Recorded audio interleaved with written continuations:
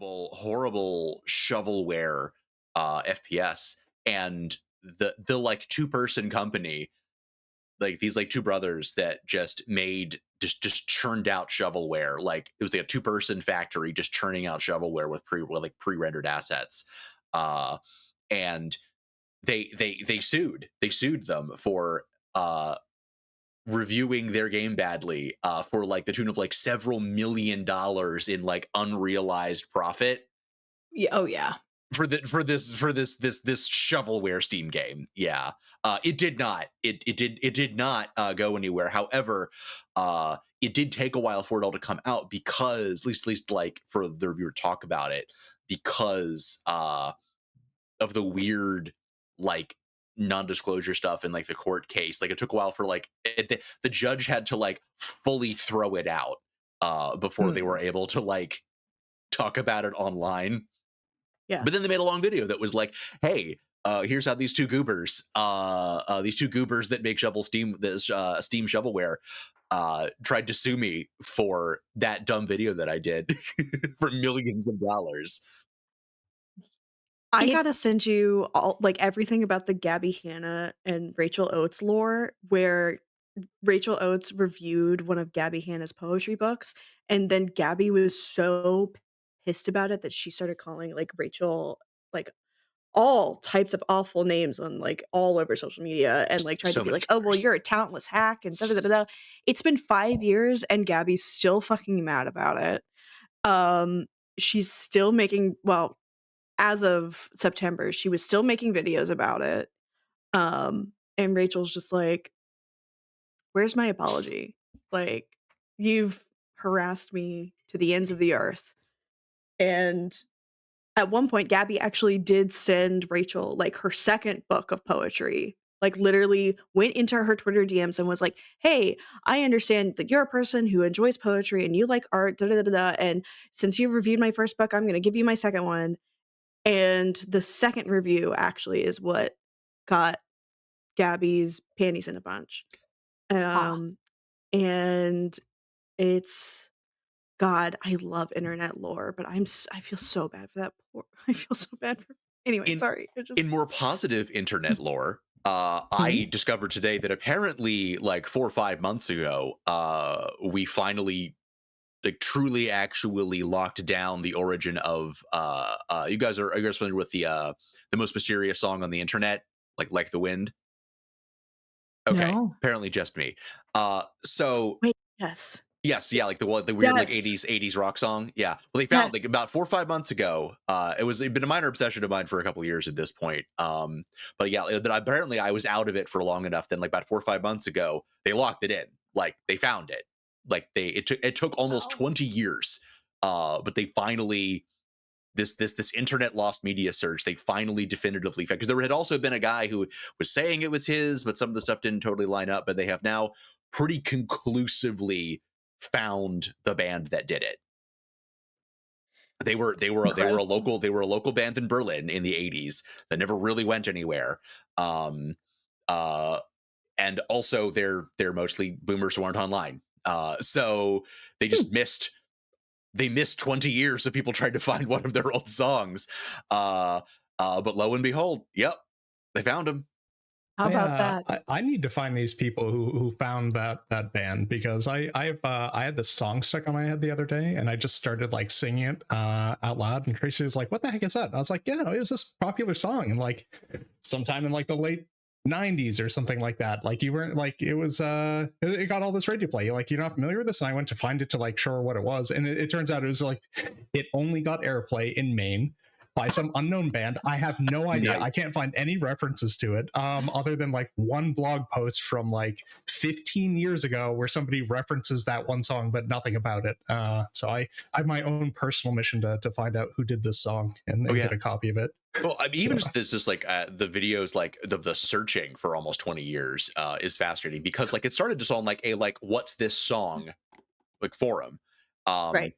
you know, but like eventually people were just like, okay, like we can't figure this out. Like the hive mind can't figure this out, and that's bugging us.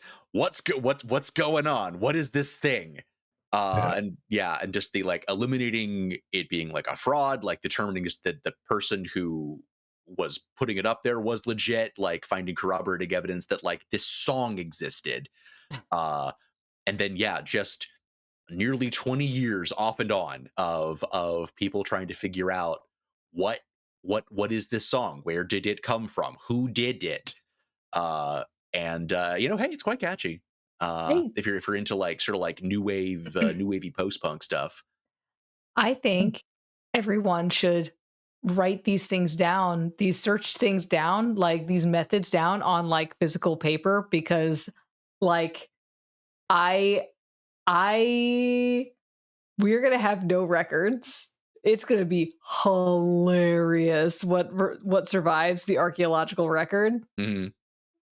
And by hilarious, I mean fucking tragic. It's going to be funny. To my little our joke with the future is digital little storage. joke with the future. But maybe I'm being pessimistic. Maybe everything is going to be great. Everything's going to be fine. Maybe. It brings up a good question. Is magnetic media more or less resilient than papyrus, for example? Ooh. Like, which of these things is going to be more recoverable or less recoverable over time? I think we'll be shocked at the techniques that will be formed to dig up data from our time period that we never would have thought of. So. Well, interestingly, for long-term storage, magnetic media is overall better than like solid state drives and stuff like that. Yeah, absolutely. I went with probably the more permanent of our current records that are ephemeral. But bit rot on an SSD. Yeah, we're screwed. Yeah. I mean, I've got a jump drive from college that I can't recover stuff from, like long ago, but not that long ago. So clearly, homunculectronics. Yeah, homunculectronics. We need wet tech. Yeah, just gotta write it on the old brain, you know. You know, inscribe the unholy runes on the flesh of the unborn. Yeah, the neverborn. So speaking of inscribing unholy runes in the flesh of the neverborn, welcome to the final episode of Thy Kingdom Come. This is a game that we play. We are live from the Apocalypse, a not-for-profit TTRPG studio making actual play content in the forms of streams and podcasts to raise money for nonprofits, aid organizations, and progressive causes. We are currently raising money for Medical Aid For Palestinians. We ask that if you like what you see here, take that $5, $10, whatever you can spare, no expectations, and donate it directly to not Doctors Without Borders. I haven't updated my script. Medical Aid For Palestinians, instead of giving it to us. The donate button is right where the subscribe button would ordinarily be, and by clicking it, you can make the McElroy brothers yell at Will Malkus and interrupt whatever dramatic and important scene is going on, but really only for him. It won't really matter to the rest of us, which is cool for today. You can also do !donate in the chat, and it will bring up the donation link in case you are utilizing your cellular device to view the stream. This channel does have some donation incentives. A $15 donation allows you to give a player of your choice plus one forward. A $20 donation allows you to give a player of your choice minus one. And if you donate $25, you can force me, the poor GM, to run the game in a silly voice for 60 seconds. You won't find it like that anywhere else. And with all that out of the way, for the final time, let us introduce our fine players, beginning with Amber. Hi everybody, I'm Amber, also known as the Space Jamber. This entire time I have also been Imogen Warwick. Our shared pronouns are they, she. Imogen is the scholar and the only non-powered person around, and fuck, I forgot she had brass knuckles that I could use until just now. You do. So in fact, you want to use them. I probably do want to use them because they make me swole. They do. Yeah. So, pleasure to be here, and I'm so ready to punch some fascists in the face. Let's punch some fascists. Thank you. And Bedlam. Hello. I'm Bedlam. I am playing Jerome Nears. Who's this gangly, tall, 14-year-old tainted. So who's just kind of, it's a classic coming of age story, I think. Being the subordinate of some sort of a powerful being, and then determining that your entire worldview is turned upside down because maybe they're not the good that you thought they were in the world. In the sense that I think we're going to find out a little bit more, because I think Ivy's going to be playing perhaps a big part in as we come to the culmination of this story. So yeah, Jerome's cool. In his spare time, he likes to sit outside of the high school and sell drugs to kids. In his more professional time as a tainted, he likes to hunt down kids and have them shipped off into who knows where by some sort of larger entity. So he was a pretty cool guy. Wrapped all of that in the loving and warming embrace of a solid family foundation. Plus, he has a dog called Dusty. I think that's it. It's true. It's true. Dusty the dog was very briefly also our next player, Brendan. Hey everybody! When you mentioned Jerome selling drugs to kids, I immediately I thought of the line from Black Dynamite. But Black Dynamite, I sell drugs in the community. Hi everybody, I am Brendan, pronounce he, him, and when I'm not playing Dusty the dog, when my brain is not in, my soul is not inside Dusty the dog, I am playing Sefer, pronounce they, them, using the Vessel playbook, little sort of a teenaged Frankenstein's monster, creature, alchemical creation, possible proto-angel? We're gonna find out. We're gonna find out together. Yeah. Yeah, we're going to find out all kinds of fun things. We're going to throw a bunch of stuff at various walls and see if it works, including blood and organs. Speaking of blood and organs, JD. Hello, I am JD, pronouns he, they, and in this game I am playing Saint Soren Augustine, who thought he did miracles, died, rose from the dead, and is now a murder twink, as Sefer referred to him. Soren has now crossed off 2 names from his list. We'll see if he gets to cross off any more before tonight ends. We'll also see what happens when his little fox, who is keeping him tethered to his body and not letting him go back to very scary places that he was in after he died, is reconnected with the Bright, and that opens. I'm sure that'll be fine. I'm sure Soren will be whole. I'm sure he will get a happy ending. Oh, hey, I have an interesting theological question for all of you. Just throw this out there. When you sever your realm from the Bright and from accessing all other realms, what do you think happens to souls when they die? Can they access heaven and hell? I mean, I guess it depends on. They can no longer go anywhere. So it's a new energy source, and this will be what the new world economy will be based on. That's my answer. That's it. Yeah, actually, everything turns into Monsters Inc. Where souls are stored in canisters. Yeah, just homunculus electronics powered by necroelectricity. Right. Yeah. This sounds fine and good, and I see no concerns. It sounds great. It also kind of sounds like. Did any of y'all read Death Stench of the South Seas, one of Ito Junji's weirder comics? Not yet. No, but it sounds like I should. Yeah. Not sure if it has the same vibe, except instead of souls, it's farts. Don't worry about it. It's real bad.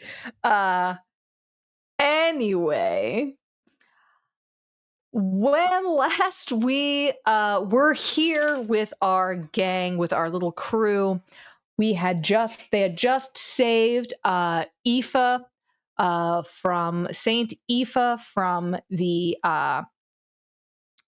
clutches of the cult of Ivy, who was going to probably take her away to sacrifice her to in an attempt to end the world due to her angelic bloodline. This did not work because our plucky team of monster teens and Imogen helped them get away. Imogen specifically calling on the boon that they had with the angel Neralnine, the angel of transportation, to take them away to somewhere else. That somewhere else was TV Hill in Hamden, where they are currently running through basically like a recording studio with all of its various little sound stages, trying to get to where they think Uncle Tony is. And Uncle Tony appears to be facing off against other members of the cult of Ivy. And also now the entire Fae court, the entirety of the Fae in exile, that whole army promised to you by Chicory, heir to the court of the Fae in exile, in exchange for opening the way to the bright. Currently, the group of you has run past a room where you saw some TVs, where you saw Ivy and Tia. And Tia was mourning this loss, the potential loss of Aoife, not having any more angel blood to draw from. This rather ruins her plans to end the world, that at last she may die. Then Ivy offered its blood, saying last session, I've suffered longer and more than you ever have. Let my blood be the unmaking. And that's where we left off. Currently, it is the four of you, Aoife, and also you have Chicory with you. You are making your way through these halls. You can hear, as I said before, there's gunfire all around you. You can see there are a couple of options ahead of you, a couple of things you can prioritize. There is this ritual that is about to happen. You can see on the camera, which starts to fuzz and get weird in that way that film, the recordings start to get weird as you get close to like powerful radiation sources. As you see that sickly, twisted arm of Ivy starting to reach through the glass into the real world. And I'd like everybody to just sort of start out with a real quick spirit roll. Just to see how well you guys are faring against the psychological oppressiveness of the presence of a fallen angel.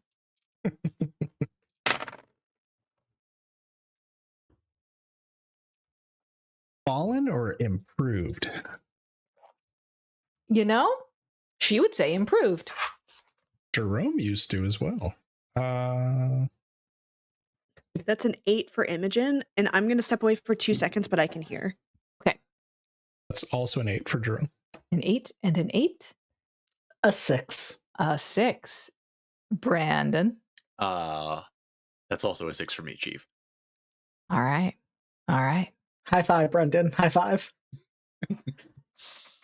This makes sense for the pair of you guys. It is known, you are aware that angelic presence, Sefer, has always caused you some weird feedback. Yeah. There's something in that. While you may have been an attempt at making an angel, there is something in your code, in your makeup, that does not jive with this. Yeah. You are going to you're going to sort of going forward, you're going to be taking kind of a -1 to successive spirit rolls. Makes sense, yeah. JD, I think for you, this has more to do with almost like a psycho-spiritual exhaustion. Mm. There is a sense of like the ending is really close, and that's frightening. There's a lot kind of going on in there of like, I don't know what's going to happen after this. Like, your life that has been so cleanly and clearly planned out for you, first by your parents and then by Zeke, you don't know what's going to happen after this. And that leaves you exposed in this way. I'd actually like, you're going to take a minus to heart rolls. Okay. Sort of moving forward here. Actually, we're not going to do anything specific like that. You two are just going to take -1 forward. Your next roll is going to be at a -1, and you'll get other opportunities to make things up.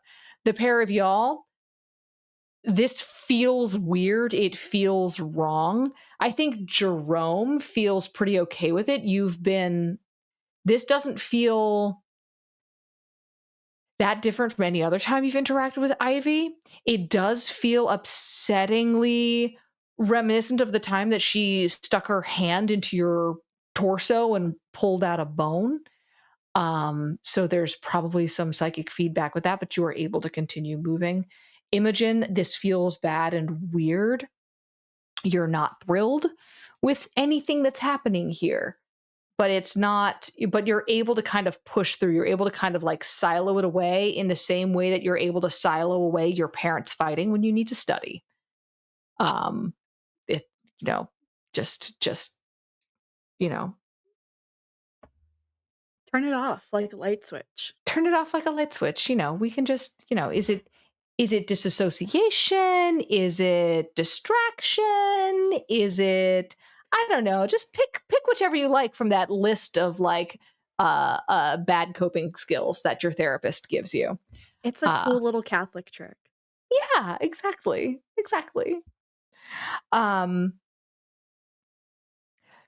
You have the option to go to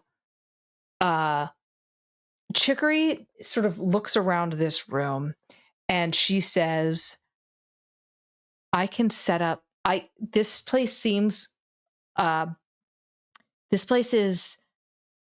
secured. I can start all the ritual stuff that I need to do here. We can do the ritual here for reopening the bright. I'll just need Zeke to stay here. And she sort of starts doing stuff.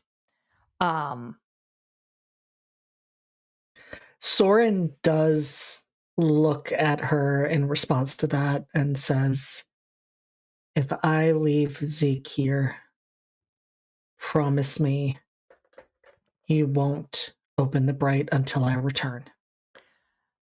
Chicory like stops. She turns to you and like takes both of your hands, like as bloody as they are. And she like looks you dead in the eye, kisses your knuckles and says, I promise. Nothing till you're here.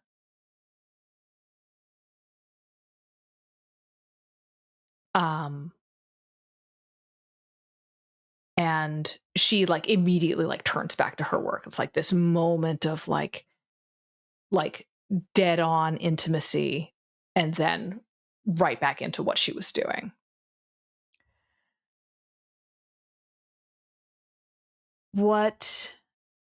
There are two sort of places where you guys can go. You can go to where Ivy is, or you can go to where Tony is. That's sort of the split right now. Because there's stuff happening in both. I think Jerome would lean in the direction of opposing Ivy because that's where he is right now emotionally. But what's happening over with Tony? Tony is going to be trying to. Tony also wants to end. Tony wants to end the world and take over the Bright. So Tony is mostly going to be a threat to Chicory here, and less of a threat to you guys in any other way. Chicory has her guys sort of holding them off. They are a danger, but they are also human. So you shoot them, they stay down. Tia cannot be killed. You have no idea where Eru John is. And then there's Ivy, who is damaging reality with her very presence. So those are the sort of the options for you. It's basically it's, do you mop up the easy things first, or do you focus on the big thing when you're not critically injured? Or before, because Ivy's in the process of attempting to enter, and the more she enters, probably the more of her power ends up here. So also getting that early might be a good thing. I think that's what strategically, that's what I would think of, but that's not where Jerome's mind is at. Jerome's mind is not his strong point, but his heart is, and his heart says no to Ivy. So that's Jerome's vote anyway. Okay. Anybody else have anything to weigh in, or you all good to? I mean, I think Soren is in agreement. That's the biggest threat. So we're going to deal with the biggest threat. Yeah, I think Sefer is torn because Sefer does want to confront their uncle, and also they're concerned because Sefer knows how dangerous Tony is, and so doesn't necessarily want to leave Chicory's people to face them alone. But at the same time, as you mentioned, they are mortal, the others are not. So if we're divvying up firepower, it seems like the more logical tactical option to go after Ivy first. Okay. Both are a threat, though. Both are a big threat. Yeah. You can also split up. How long would it take a Soren to just mop up the humans and come join us as we tackle the big arm coming through from Ivy? Well, tell you, if we're talking about splitting up, I think it makes more sense to send at least 3 of us against Ivy, and maybe one of us to help deal with Tony. And if we want to have someone peel off and help deal with Tony, I am happy to be that person. Okay. I think that would make sense for Sefer, given that it is their uncle. Mm-hmm. Okay. Correct. Yeah. I think that, that really maps. Soren will give, that family homicide to you. Every family deserves a little bit of homicide, and this is a treat, yeah. It's important. I love my parents. It's true. Your dad did not kill you. Your dad is also still out there somewhere flying around. Where the fuck did he go? That's true. I forgot about that. He's not flying around. He can't fly, right? Yep. Mm-hmm. You don't want a flying demon dad coming after you. If you can clip their wings, that's good. No,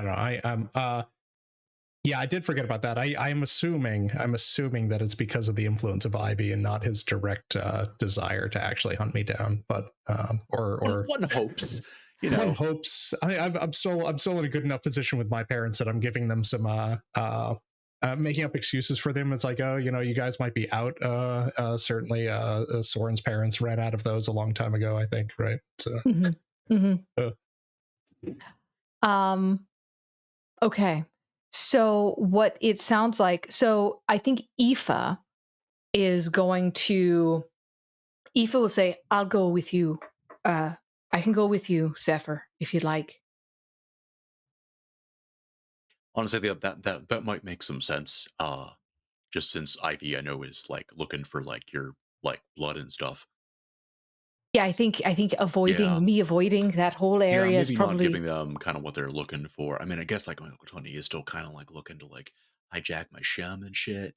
But you know what? You know what? No, I think we're sticking with the plan. Right. I'm just not gonna let him jack my shem. You know.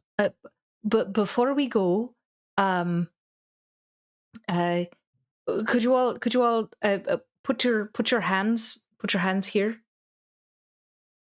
And she holds out her hand. And if you all place your hand there, she sort of puts her hands again sort of on top of the stack of everyone's hands. And she says,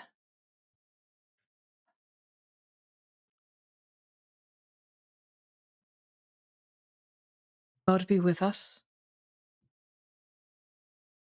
who works in ways we do not understand. God walk with us. God protect us. And in that moment, when she says that, you feel this. You feel what faith is supposed to be. That just expression of like not using this to try to shame anyone or blame anyone, just a request sent out to the universe to protect the people you love. And all of you are going to take 1 armor moving forward through this. Oh my God, we're gods. God, we're the God Warriors. You are the God Warriors. Sick. Sorry. Go Rangers. Sorry. But Aoife in this in this moment is she will then sort of drop everyone's hands, kind of like sort of like rub her forehead where she kind of got smacked before, and just say, all right, oh hey, I'm sorry, miss, I didn't catch your name. Do you have a handgun I could use? And Chicory's like, oh yeah, sure. And like hands are like a little, like a tiny little the only little baby handgun I can think of right now is a PK7, so that's what it's going to be. And there you guys go. As you guys are moving through, so it is the tiny pop pop. Achoo. So as you guys are moving through the station, it does not actually, I'm not going to make you roll to find where these places were. The locations were written on, like the sound stages were numbered on the cameras that you were watching, and you were able to get to the places where you need to go. When the 3 of you get to, as you guys are moving down the hall to get to Ivy, I would like you all to roll essentially your, if this were D&D, it would be like perception. But in this, it can just be mind or keep your cool. That'll be mind or spirit. And JD, you're rolling at a -1 for this. That will be an 11 for Imogen. Okay. I got an 8 again, so Jerome got 8. Mm-hmm. Oh no, I'm sorry, 7.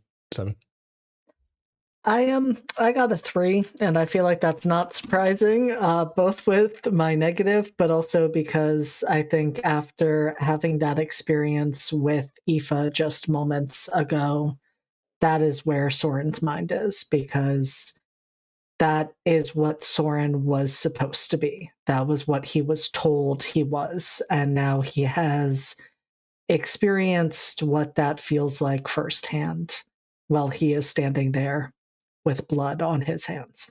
Mm-hmm. Mm-hmm. you so you are in your own head. Jerome, you, as you're running, you feel kind of like a uh almost like a you feel like you're being watched almost. It's that feeling of like someone's looking at you from somewhere. But you're also in a TV station. There's cameras like everywhere, you know. Um Imogen, you have that same feeling. And as you run past one of the studios, you see, or like one past one of the open offices that are sort of like looking down into some of these recording studios, you see uh, a man sitting there with dark hair, dark skin, uh, and you can just sort of see one of his hands, and it is badly scarred. Uh, and like as you're sort of running past, you just sort of see as he sort of turns, and it's the guy, it's Arajon, uh watching a similar camera to what you guys were watching before. As you guys continue booking it.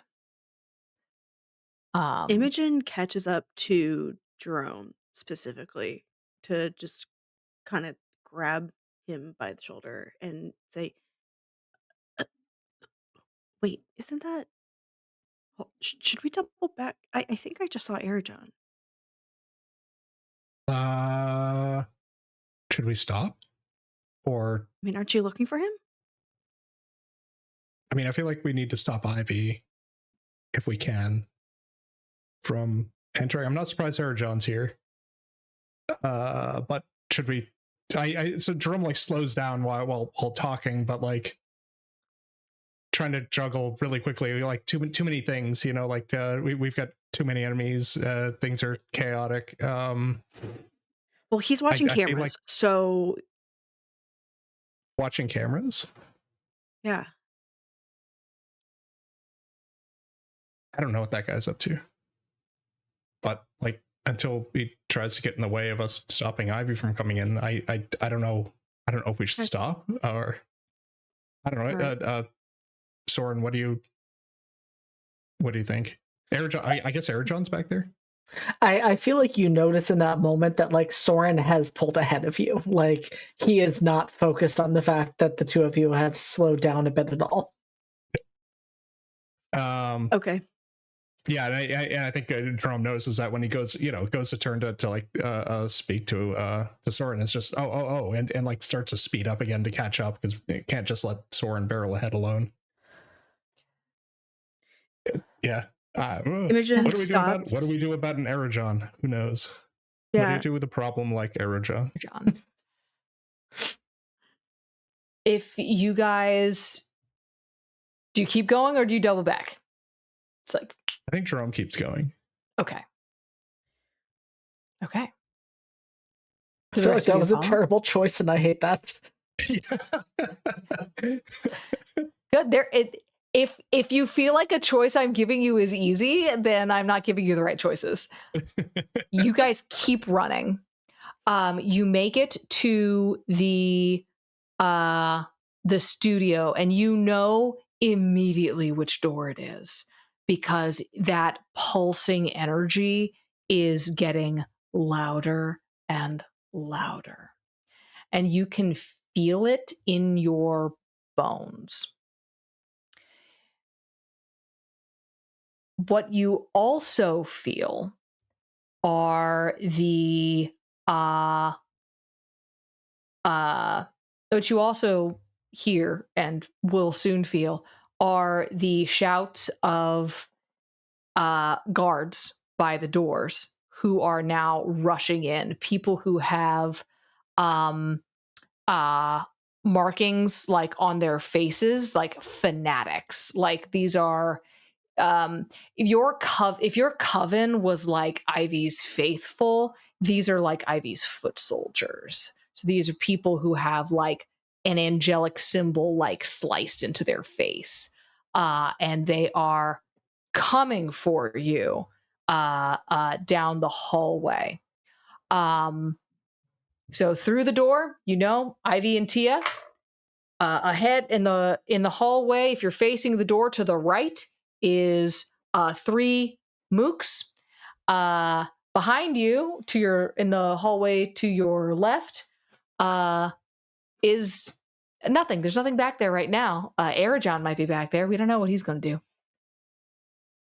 And laying out that scene, we're now going to switch over to Sefer. Sefer, Chicory is doing some complicated magic in here, and pretty much ignoring you. And after sort of putting her hand in the little thing, pretty much ignores you. Before you leave, she says, I'll need extra power, extra energy to sort of rev this up. The faster you're all able to get back here, the better it'll be. But go, please don't die. That would suck. You are cool. Oh, thanks. You're pretty cool too. She sort of smiles, and you guys go off to find Uncle Tony. This again is not difficult. You are going in a different direction than the others went, up a different flight of stairs, down a different, even more different flight of stairs. But for you guys, it's easy because you're just following the sound of gunshots. As you're running through the hallway, you see there are bodies of some of the Fey guards on the ground. You see some of them you see other Fey sort of tending to the wounded. You see a couple of people who you knew were Tony's associates similarly wounded on the ground who do not have Fey tending to them.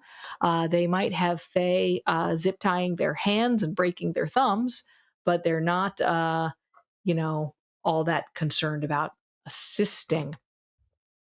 They are,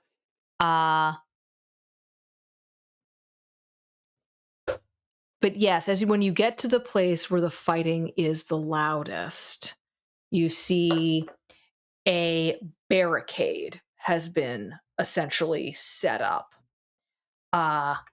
And behind that barricade, on the side that you're on, are sort of the Fey soldiers. And they are talking about like,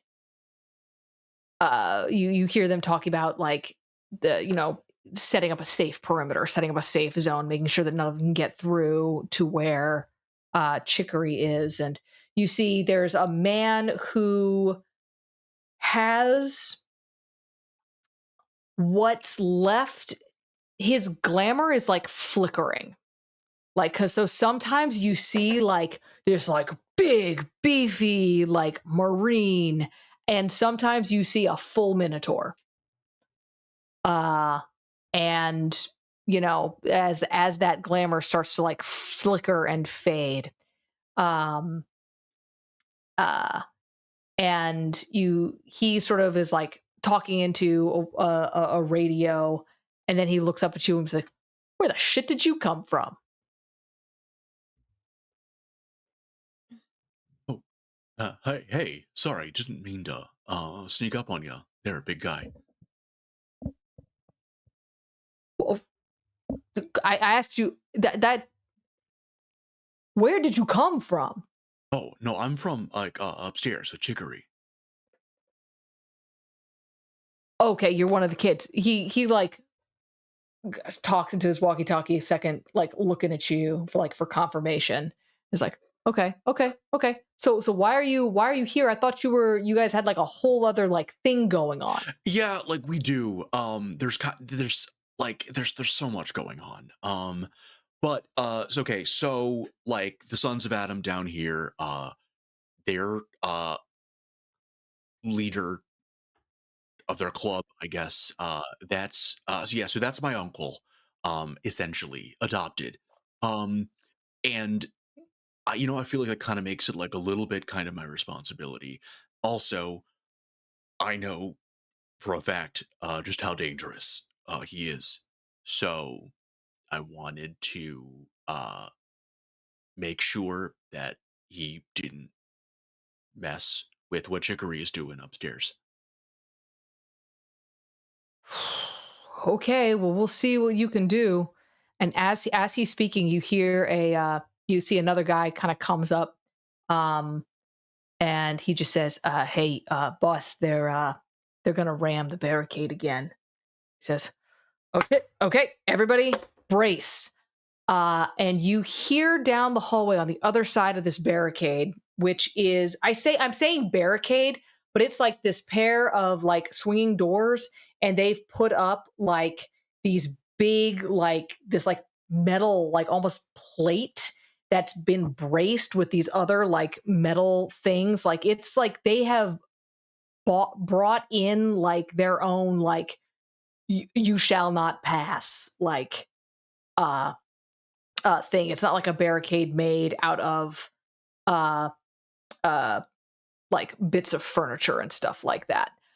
Um and you hear down the hallway the sound of an engine revving and wheels on linoleum speeding up, getting faster and faster and faster, and crunch into the barricade, such that you see like a wedge of steel sort of shunted out, like punched inward in the just a yeah the shape of just a wedge. Mhm. But the steel is thick enough that it does not split; it just deforms.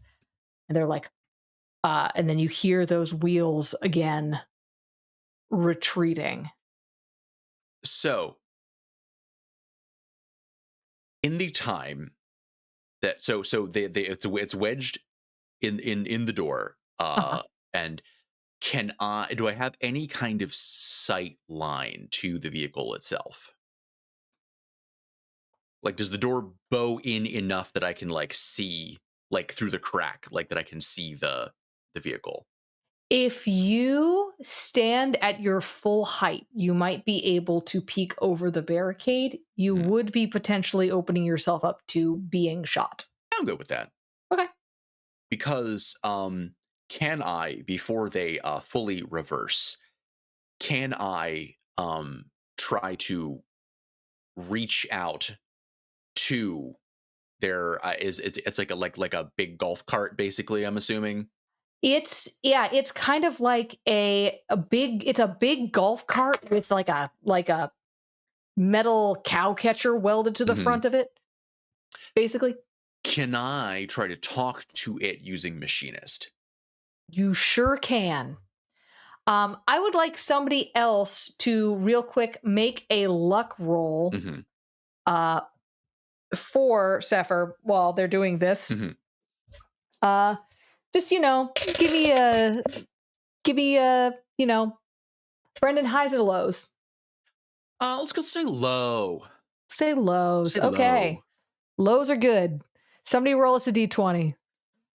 D20. Hold on. Yep. And all right.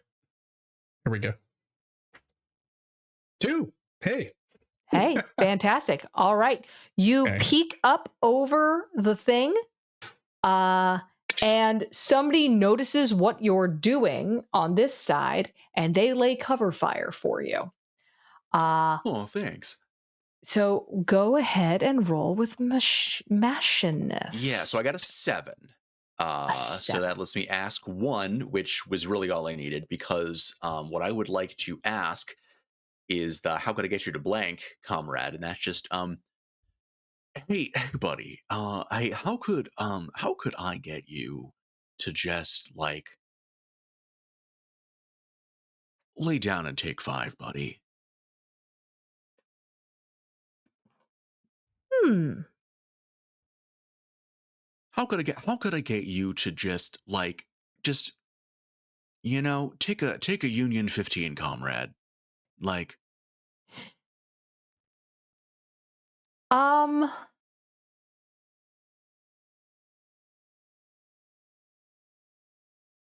this is not a complex machine. Um, the honestly, the answer you get back is very simply like um knock me out of gear, or like stick a spoke in my wheel. Uh and the vibe that you're getting from that, like, stick a spoke in my wheel, is like it is a um it's not gonna try to it's gonna act way more broken than it is if you do that. gotcha. Like, if Okay. you give it a reason to Hmm. act broken, and it will act broken. Hmm. Um, so it basically, like, yeah. Cool. All right. Uh, well, in that case, I'm going to wait until it comes back for its next pass, its next ramming run. Okay. Okay. Um, it retreats, you come down, the Minotaur is just like, "Don't stick your head above there, they No, will shoot you." it's just bullets. I'll be fine. Like, "It's just bullets. What are you?" well, I mean, it's kind of a long story. I don't know we have that much time. Background is probably going to be about like maybe like 23 seconds until they back up to the end of the hallway. Max speed on You that. what, do you think you're a homunculus or something? Oh no, yeah, no, you got it in one actually. Oh, shit. Oh, Yeah, wait, no shit. actually, no. You guys, you actually, I'm gonna say you guys actually might want to stand back a second. I'm just gonna say, just maybe everybody just get back for a second. Okay. Uh, you hear the thing, you hear it over the intercom, like, "They're coming back again. I don't Yep. know how Okay. if this thing's gonna hold." No, it's fine. Now everybody's back up a second. Okay. It comes, it So rams the thing again. as I'm timing it for as it is coming towards me, and everyone is backed away from the barricade. Uh, Sefer is so let me see if I can actually accomplish this first, then I'll do the whole big description. Okay. Is going to basically be waiting until it is about to hit, and essentially just hitting it with an equal and opposite reaction. Like, is going to be just taking every bit of strength that they have and just putting it back the other way. All right. All right. Don't you have a So I do have Colossus, which, although interestingly, so if you want, I still have my hold from the last time I rolled Colossus. The next time that I would suffer harm, I just Mhm. don't. Uh, if you would like, I can just burn that. I think that's a great idea. So it sounds like, so you vault over the barricade. Yeah. Uh, So you vault over the barricade. yeah, and so I think what we're going to see is that Sefer lengthens Mhm. as they do, uh, and in addition to fully lengthening, they remove their Columbo coat, their Peter Falk jacket, and also uh, their undershirt. So they are bare chested, and they've got some weird musculature. Like, there are redundancies that you don't see on a person. Additionally, probably also people would then see their it looks like a tattoo, but it is actually a birthmark of the Sephiroth, on from like their spine down to their tailbone. And they wind up, the muscles under their skin twisting and coiling in strange configurations, uh, coiling like the world's worst spring, uh, and just unleashing on the door, pretty much right as the cart hits it. Incredible. So you're essentially slamming into the barricade on this door, this steel barricade on this door, right as the thing is going to hit it. Yeah, I'm making the barricade like hit back, basically. Incredible. You do that. Make a blood roll real quick for me. Make a not just a blood roll. Make a we're gonna call this unleash an attack. Okay.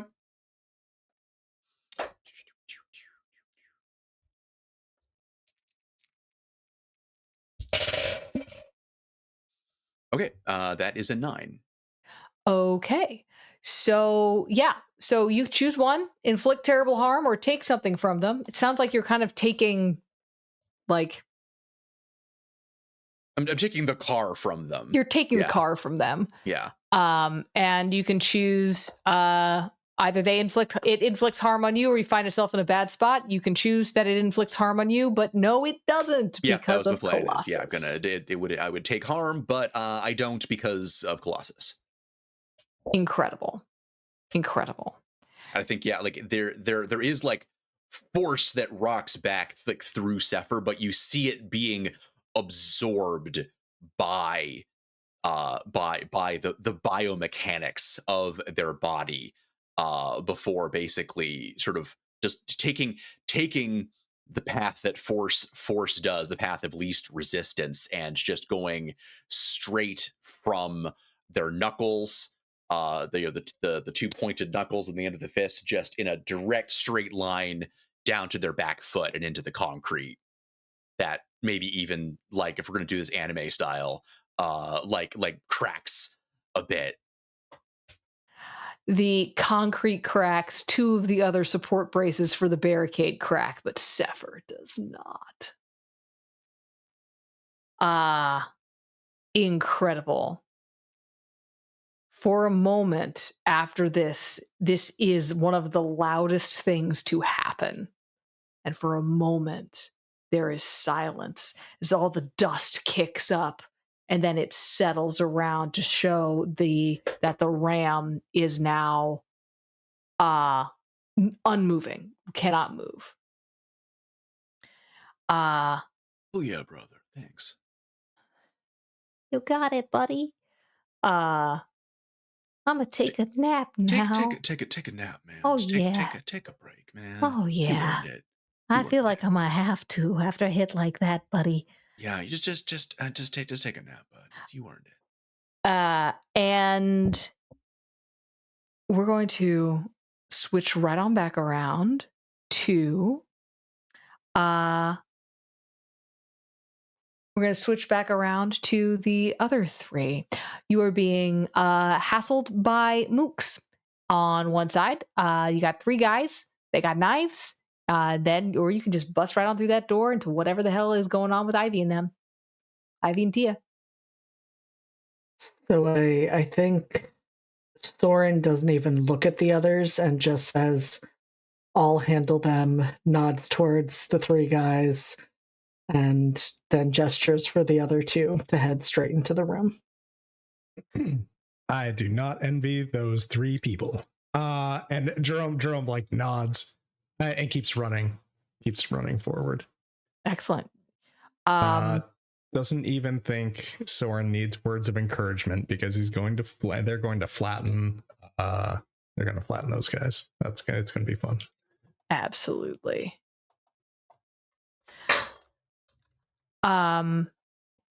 Okay, so we are we're going to take like the quickest of bio breaks real swiftly, guys. I know this is a moment, but we gotta take a second here. We will be back in 10 minutes. Hello, welcome back. We are back. Most of us are back. 4 out of 5. Unfortunately, Amber is not feeling well. So we have encouraged her to listen to her body and take all the time that they need to, get better, because that is way more important than pretending to be elves for the internet. We are, however, going to keep on pressing forward because this is the finale and we do not have another week. So, this one's for you, Amber. I hope you feel better very soon. Where we left off. Yes, everybody. Where we left off. You guys had, the 3 of you were in the hallway. Soren's fight music had just come on as he started marching towards these 3, and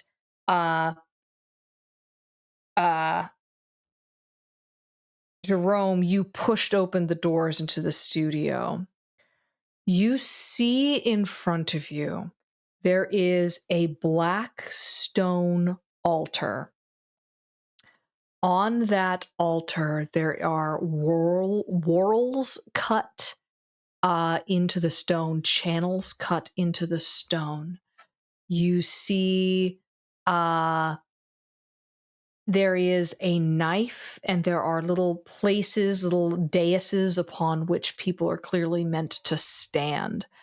There is also a massive mirror, a full wall mirror that you see Ivy standing in. Ivy sort of reaching through. For just a second, you see that altar out of the corner of your eye, Soren. And it's like you have like this brief momentary like flashback to what you'd seen right before your own death. You see, and Tia just looks over at you and says, Jerome, what are you doing here? Can Jerome do a dramatic entrance? Please do a dramatic entrance. How do you enter? I think as soon as he hits the doors, Jerome does Devil Inside and goes into demon form. Absolutely, like tearing in. So that's a blood roll. Excellent. And that is a terrible roll, but it's okay. Because on a failure, I still get to choose one of the aspects for the Devil Inside, but then I owe my patron a debt. Normally, this seems like it would be very bad because my patron is who I'm in fact about to fight. So things are complicated between us. But my patron still owes me 2 debts for a previous completed job. So I'm just trading one of these debts in. Okay. So it's okay. It's all right. We're still going demon form, just not ideal. Okay. So you come rushing in. Jerome, like as we've seen before, Jerome goes like basically full kind of skeleton mode. So bones start coming through the skin again, start going into the non-closing howling mouth of where brimstone and all the souls of the people that he's helped damn are coming through, screaming, and just like thorny kind of twisty ivy bones kind of coming out of through the skin and tearing through. So it's pretty gruesome. It's pretty awful, but here we are. So you come busting in with your war face on, and you what do you do upon entering? Because again, Tia will sort of just look up and be like, because Tia's seen this before, so there's a lot less horror on her face upon seeing your demon form. It's just sort of like, Jerome? Do you say anything? Are you're busting through in this kind of surprise round? She's got a knife out, and Ivy is continuing that long stretch. You can now see one arm is through.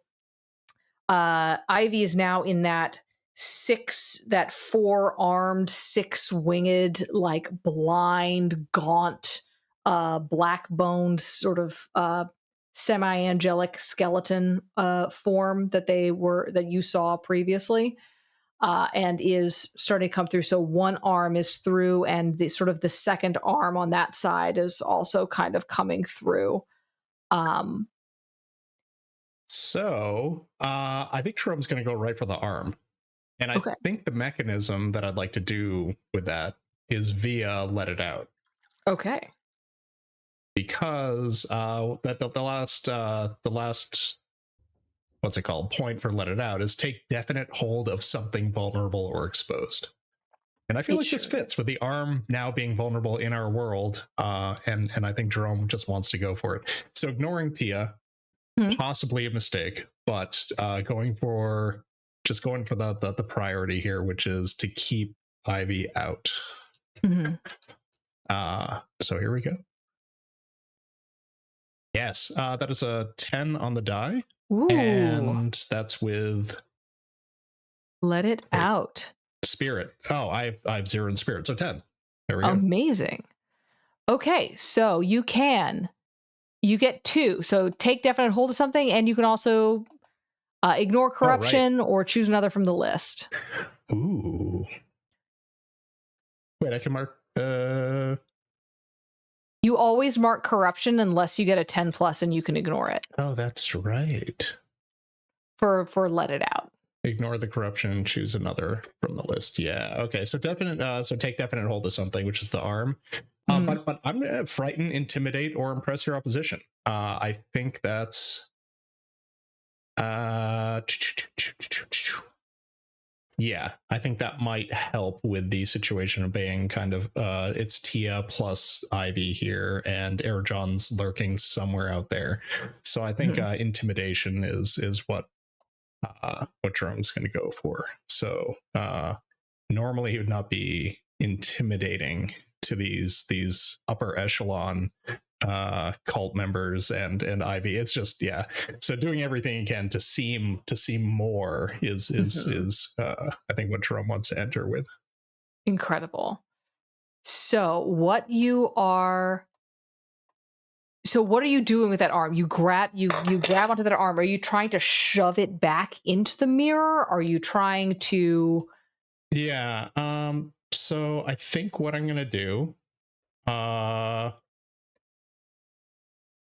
so when I took my demon form,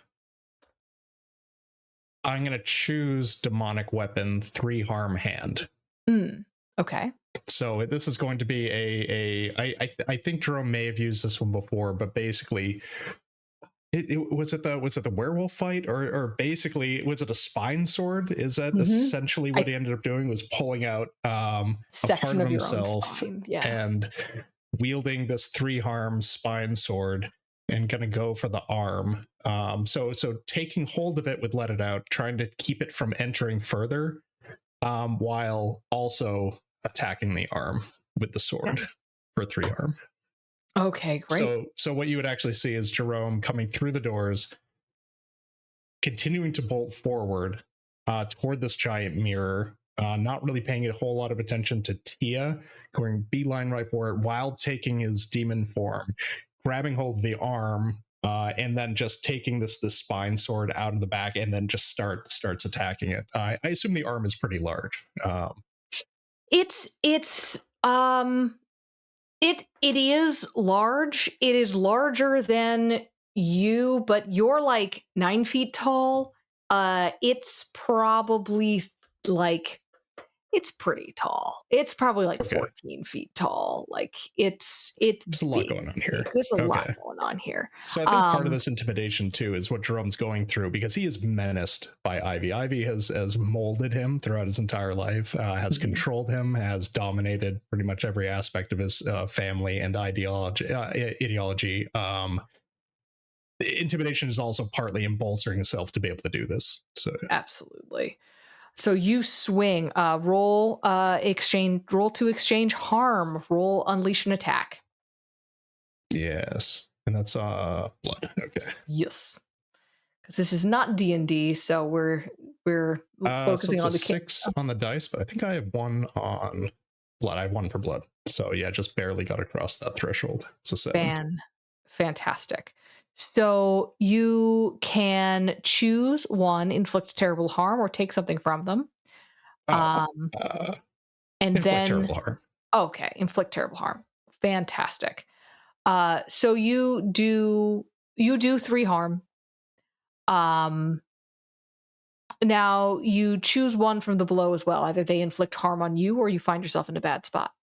Mechanics question. If they inflict harm on me, does that pass my armor, or does that hit my armor? It will hit your armor. Okay, then I will take armor a harm, because basically. currently, well, Jerome doesn't actually do the same level of damage as the other 2 supernaturals, but he's pretty tanky at the moment, so he's going to take the hit because he's got this armor that he got from Ifa.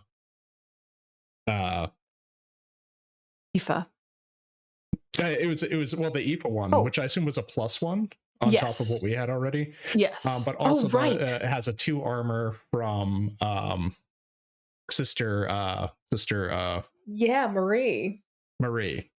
So currently Jerome's going with 3 armor, which is great. It's pretty good. That's pretty good. 3 armor and a +3 bone sword. Yeah, we're pretty good. We're here to fight the apocalypse. That's what we're doing. So, yeah, Gideon Nav is just like, all right. I still have to read those. Yeah, you do. Sorry if there's too many correlations. No, it's perfect. Okay. It's perfect. I mostly said that to make JD go, yeah.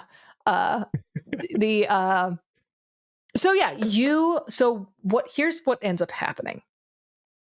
You slice into Ivy's arm.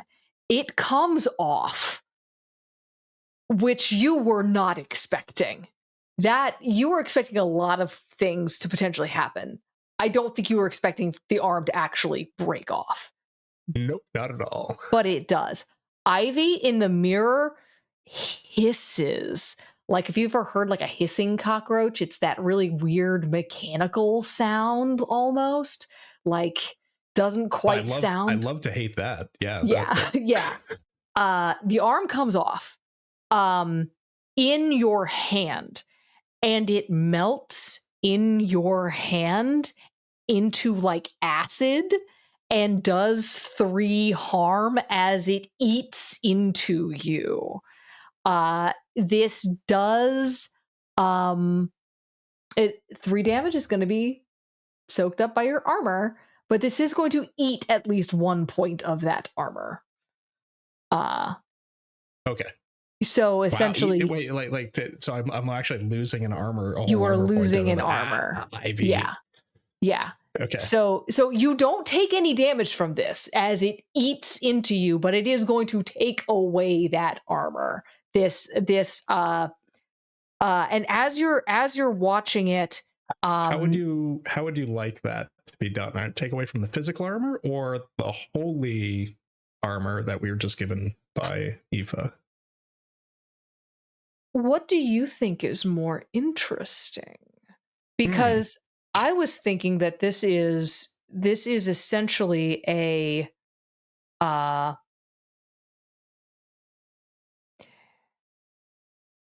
this isn't supposed to exist. This matter is being created from nothing, and so now that's being severed from its source of power. It's basically just like popping out of existence again and kind of taking a bunch of your shit with it is kind of what's happening here. Like the energy that it's taking to vip out of existence again is coming from your mass. Wow. And that sounds physical, yeah. but I will lob it back to you only in the sense that, like, how much power does Aoife have, and can Aoife's essentially blessing on us, right, prayer, hold up to this decomposing matter from another plane, from Ivy? Which one is going to protect me more? So does Jerome think it can? Oh yeah.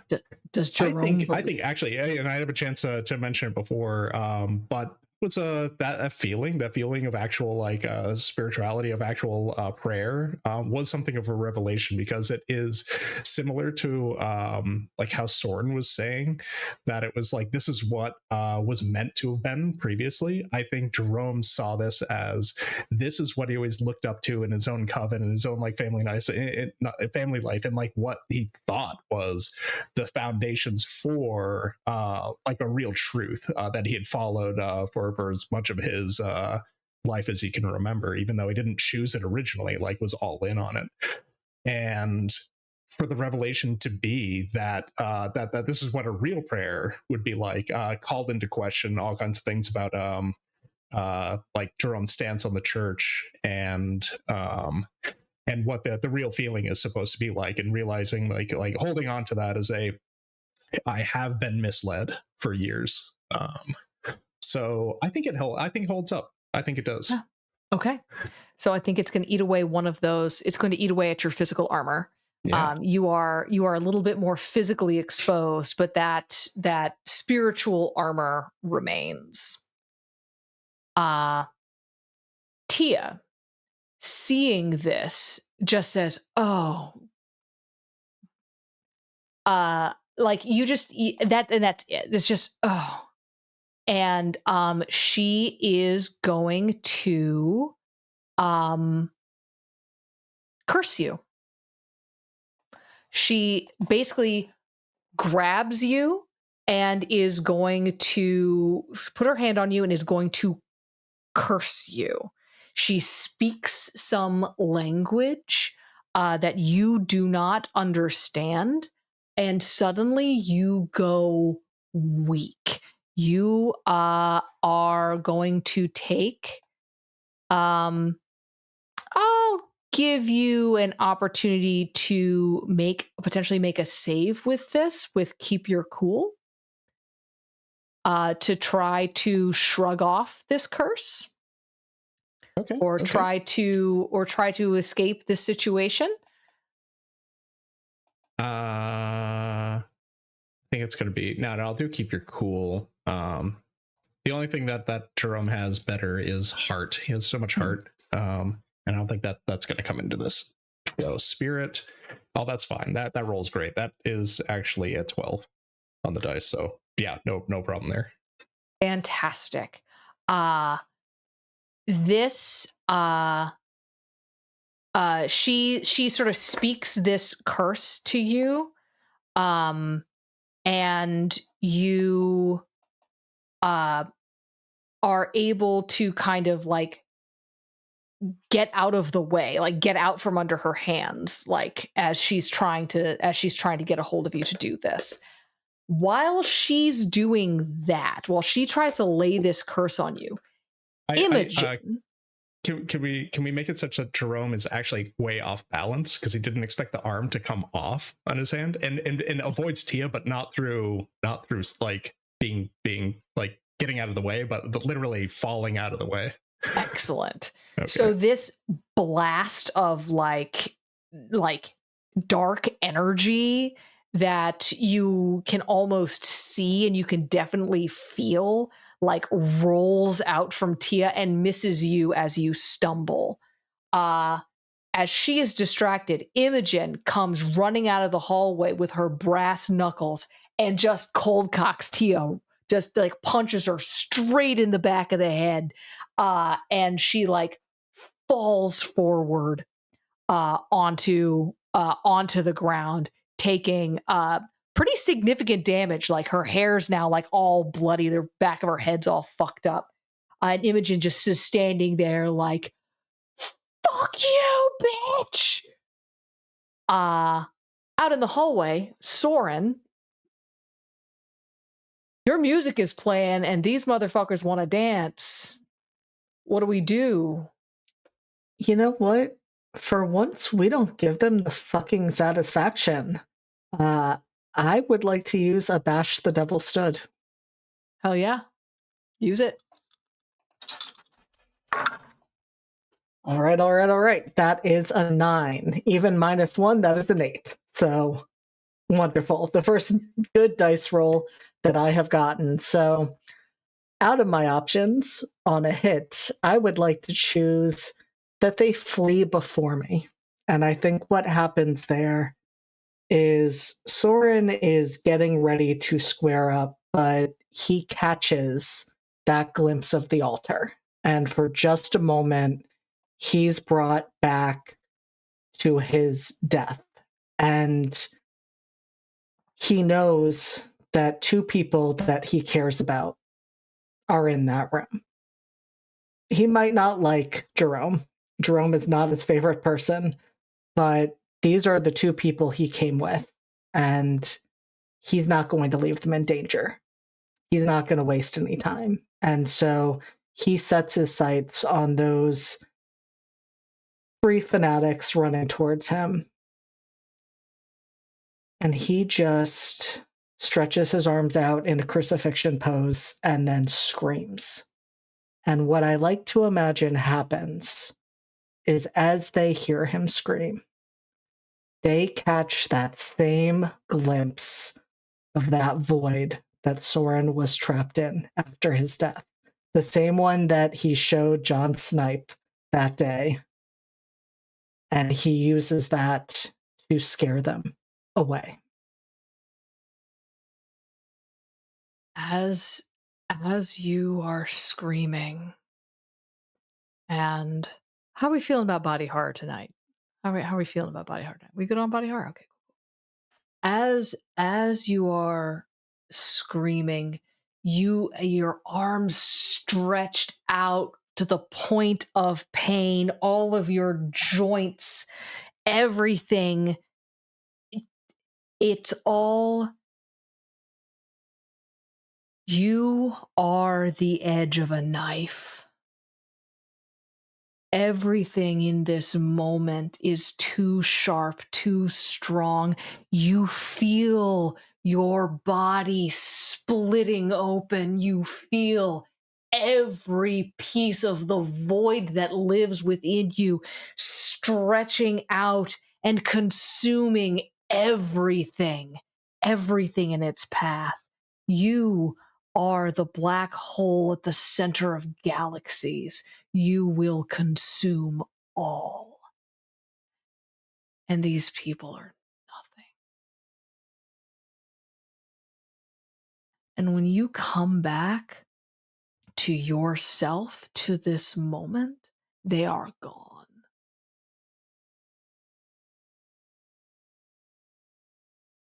Not gonna ask where they went. I'm not gonna ask any of that. I don't want to know. It's fine. It was metal as shit. That's all you gotta know. You got in touch with the hunger of, the universe.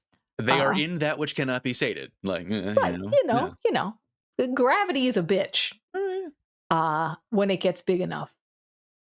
I don't know a lot of physics. Moving on, not going to qualify that at all. Moving on, we're going to real quick cruise back up to the hallway where Sefer, you just wrecked this ram. And the Minotaur standing next to you is like, well, damn. And kind of just giving you a look of like, I wish I could do that. Like, that was sick. Aoife has kind of moved off, has kind of also been like sort of tending to some of the wounded. you know that this cannot possibly be Uncle Tony's only trick here. No. You also see that these people have figured out that it's probably also not Uncle Tony's only trick here. So when you hear a low beeping coming from the cart,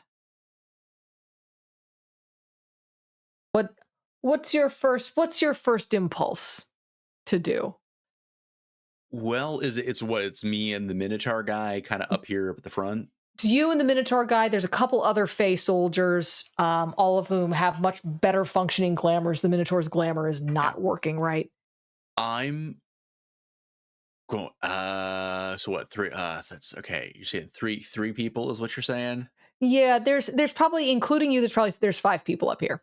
There's 3 other soldiers. Aoife's out in the hallway, but you don't know how big this bomb is. Yeah. All right. Well,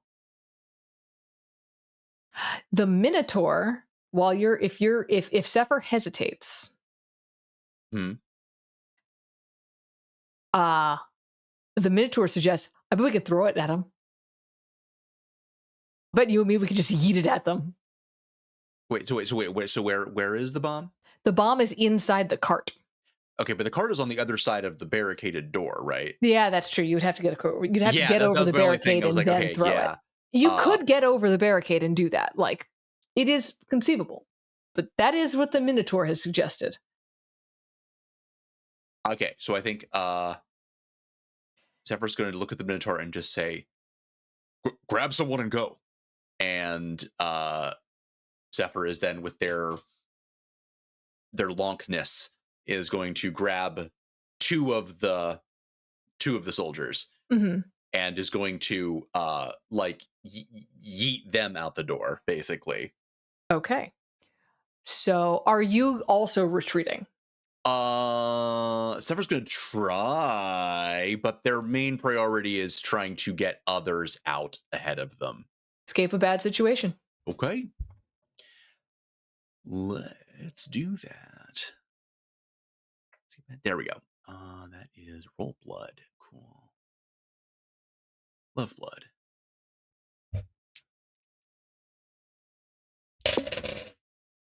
Okay. That is a 9. Okay. So choose 2. Okay. So it's important behind you. Someone is dead. Give in.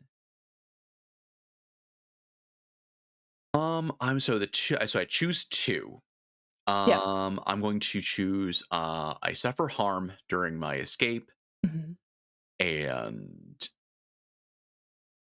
so I suffer harm during my escape, and I think given what has just transpired previously, I'm going to say I give in to my base nature and mark corruption. Fantastic. That makes sense. So you turn, you tell the Minotaur has his terrible idea. You don't even respond to it. Tell him to grab somebody and go. He does so. And then you grab the other 2 guys and you start going. You throw them sort of into the hallway, hopefully outside of the blast range. And then as you do, God punches you in the spine. The world goes white and ringing. Again, this is not the same as that like thing that Zeke did that one time, or that time where your desk just broke, like the homunculus electronics, where the world split into pieces. This is the white of head trauma, which is not something you've experienced very often. Not really, no. It takes a lot to rattle a homunculus dome. But a lot of newtons, yeah. Yeah. But that barricade slamming into you at speed as it comes apart away from the door and flies in your direction will do it. You come to underneath a blanket of steel.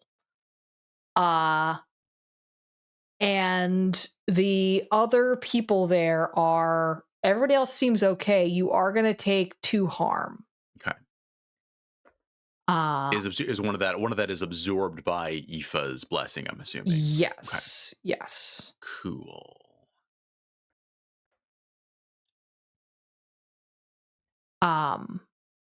But you, the it time feels like it's working kind of funny in that got knocked upside the head real bad thing. It's like, have I been down here for hours? Have I been down here for seconds? The Minotaur and some people are moving the metal off of you, and you are able to stand up. And they're like, you can hear them talking around you like, okay, get back to the next intersection. We can't let them get past. We got to maintain our secure perimeter. And the Minotaur sort of looks at you and is like, are you going to come with us? Has this way essentially been like sealed by the explosion, more or less? No, this way has been opened now by the explosion. So basically the explosion took down this barricade, and they're going to be retreating to the next spot, the next secure spot, so that they can set up essentially a new one. Right. Okay. So we're falling back to the next choke point, basically. Exactly. Gotcha. Yeah. Okay. In that case, yes, Sefer will go with them. Okay. Yeah. Okay. So you fall back to the next choke point, sort of dizzied. You see Aoife kind of comes up and like tries to help, but is like clearly like is just like, I'm an EMT. I don't know how to handle. No, I understand. No, it's like you don't even know where to start. It's not. I understand. Yeah, I've not taken a homunculus electronics class. No, I think it's okay. I think I sprained my spine, but I've got a backup. That's an alarming thing to hear, and it's already been an alarming day.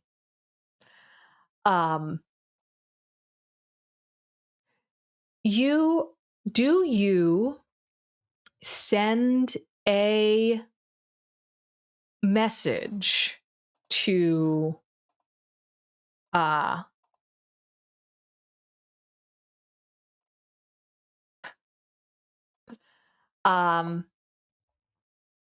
yeah, so you fall back and you start setting up this choke point, this next choke point there.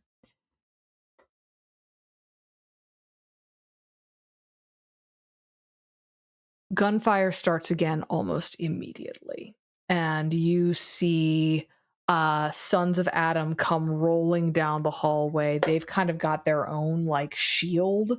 They're like pushing another like shield thing down the hallway that they're all kind of behind, like a little turtle.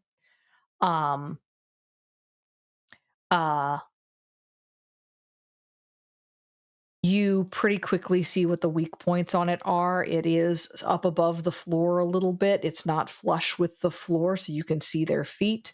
It doesn't look like it's super secured over top. It looks like it's just kind of big and in front of them. But it is providing them with enough cover that they're kind of keeping going despite the gunfire all around, despite whatever bullets they're sending down the hallway.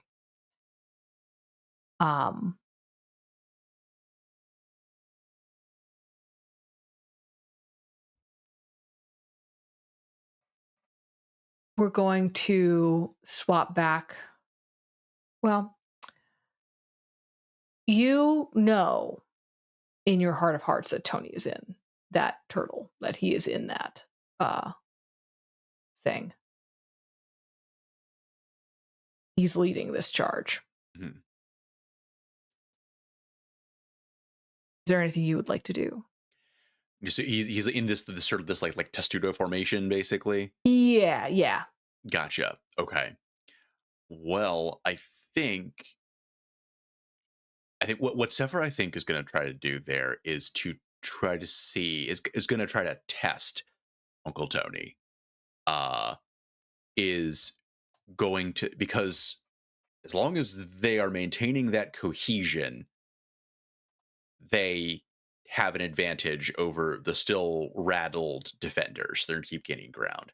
So Sefer is going to try to pull Tony out of that. Mm. Uh, So you're kind of going to like wade into this fight. I think I'm going to wade into this fight while specifically also taunting Anthony. Okay. What do you say? It's Brendan's trying to think.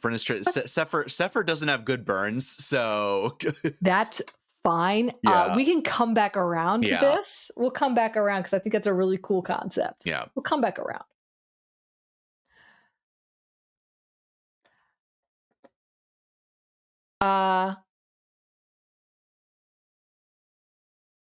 Imogen has just punched Tia so hard in the back of the head, just knocked her over. Almost knocked her out. Tia rolls over on the floor,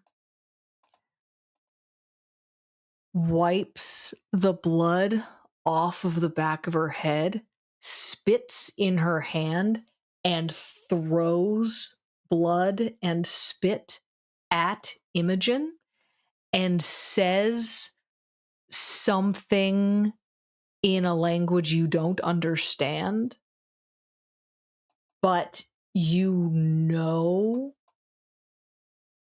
in this moment what she said,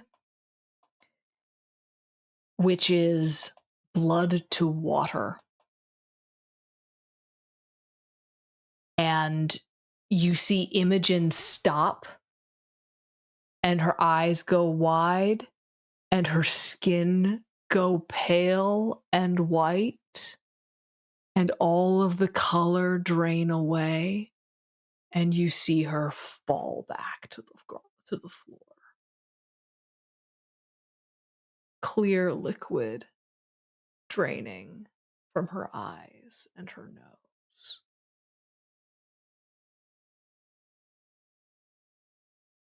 And somewhere, unseen by everyone, her ghost sits up and looks around and sees her Uncle Matty, who says, "It's not over yet. Come on, let's go help the blue chick." And they are going to, Imogen says, "Yeah, wow, I just died." It's like, "Yeah, you did, kid. You died. But we're not done. We can keep helping. Let's go." And she will follow. But yes, so that happens. I believe that happens. That's what you see as you push open the door, Soren, walking into the room, is Imogen falling backwards and hitting the ground. Out of curiosity, does that playbook have an end move? Oh, it does have an end move. Thank you for reminding us of those, Brendan. The end move for this character, when you die, choose one character to inherit your collection of tomes and artifacts. Yeah, so nothing like relevant to the scene, basically. No, unfortunately, it's not quite the same as like the Dragon playbook where everything takes 6 armor-piercing damage. Right, yeah. Nearby. Favorite end move. But so yeah, nothing that's going to be immediately relevant. However, either of you, she's still got those brass knuckles. You can take anything that she's currently has on her. Also, you know, she's the last person who had your bones, Jerome. So, you know. But yeah. So that happened.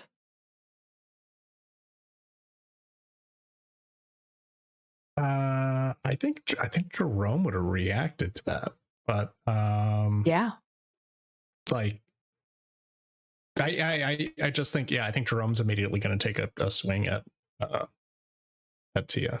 Yeah. Tia. Yeah. Tia. Yeah, just immediate, reaction. Like, I don't think there's going to be a whole lot behind it. I think it's going to be just a like swing knee with that. jerk, just swing at so unleash an attack at Tia.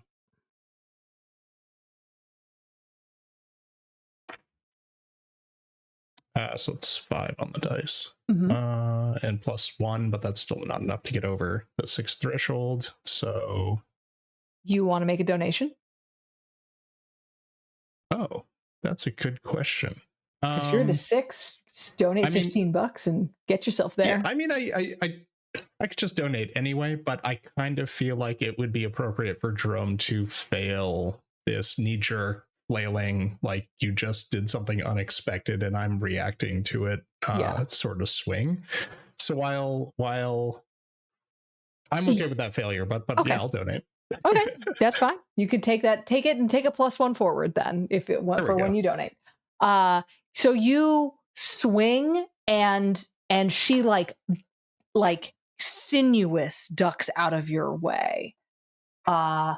Soren, would you like the spotlight? I think the first thing I would like to do is make a mind roll. And I think that's going to decide a lot. Okie dokie. What's on Soren's mind? That was double 6s on the dice, which even with Soren's minus still puts us into the realm of a full success. That's still I guess that is a 9. Why is it a 9? Because of the extra -1. That was just for the one thing. Only for the one? Then that is a solid 10. Yeah. Solid 10. Okay. Fantastic. So what's this mind roll for? So I, JD, had a thought, and I wanted to see if in the midst of this chaos, in the midst of seeing this altar, in the midst of seeing Imogen die, if Soren could logically come up with a similar thought to mine. Okay. And he did. Okay. I just need to know for a moment, though, because you were about to describe, what does Soren see in terms of what's happening with Ivy? Ivy's arm in the mirror has basically immediately come back. And Ivy is now pressing through the mirror again, but this time it's coming through with like its whole torso, like striding forward. So you're getting like its face coming through.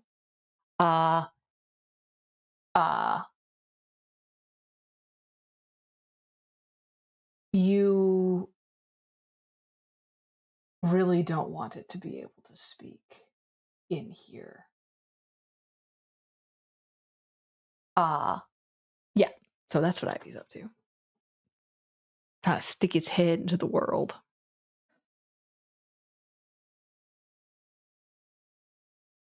So I think then Soren, seeing that Jerome is tangling with Tia, ignores Tia for the moment.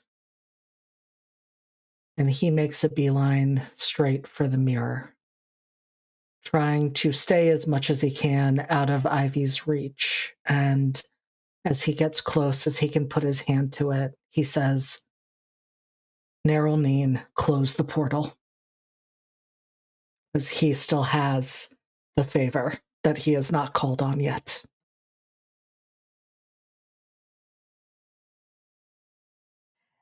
And you see, in that moment, suddenly behind this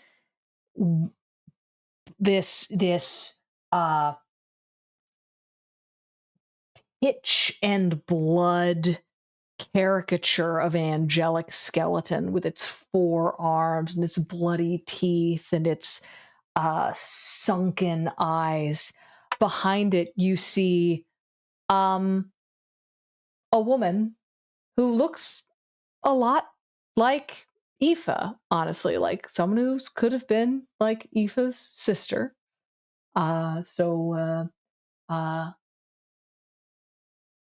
Sort of standing there, she has wings, sort of these golden wings tipped with green. And she just says, asked and answered. Next time. Just snaps her fingers, and the mirror is a mirror. Oh, yeah. Good boon. Tia screams. Tia screams and lashes out at you both, and is going to try to grab onto both of you and is going to cast another curse. She has to have her hand on you for this one. But she's going to grab onto you both and cast despair.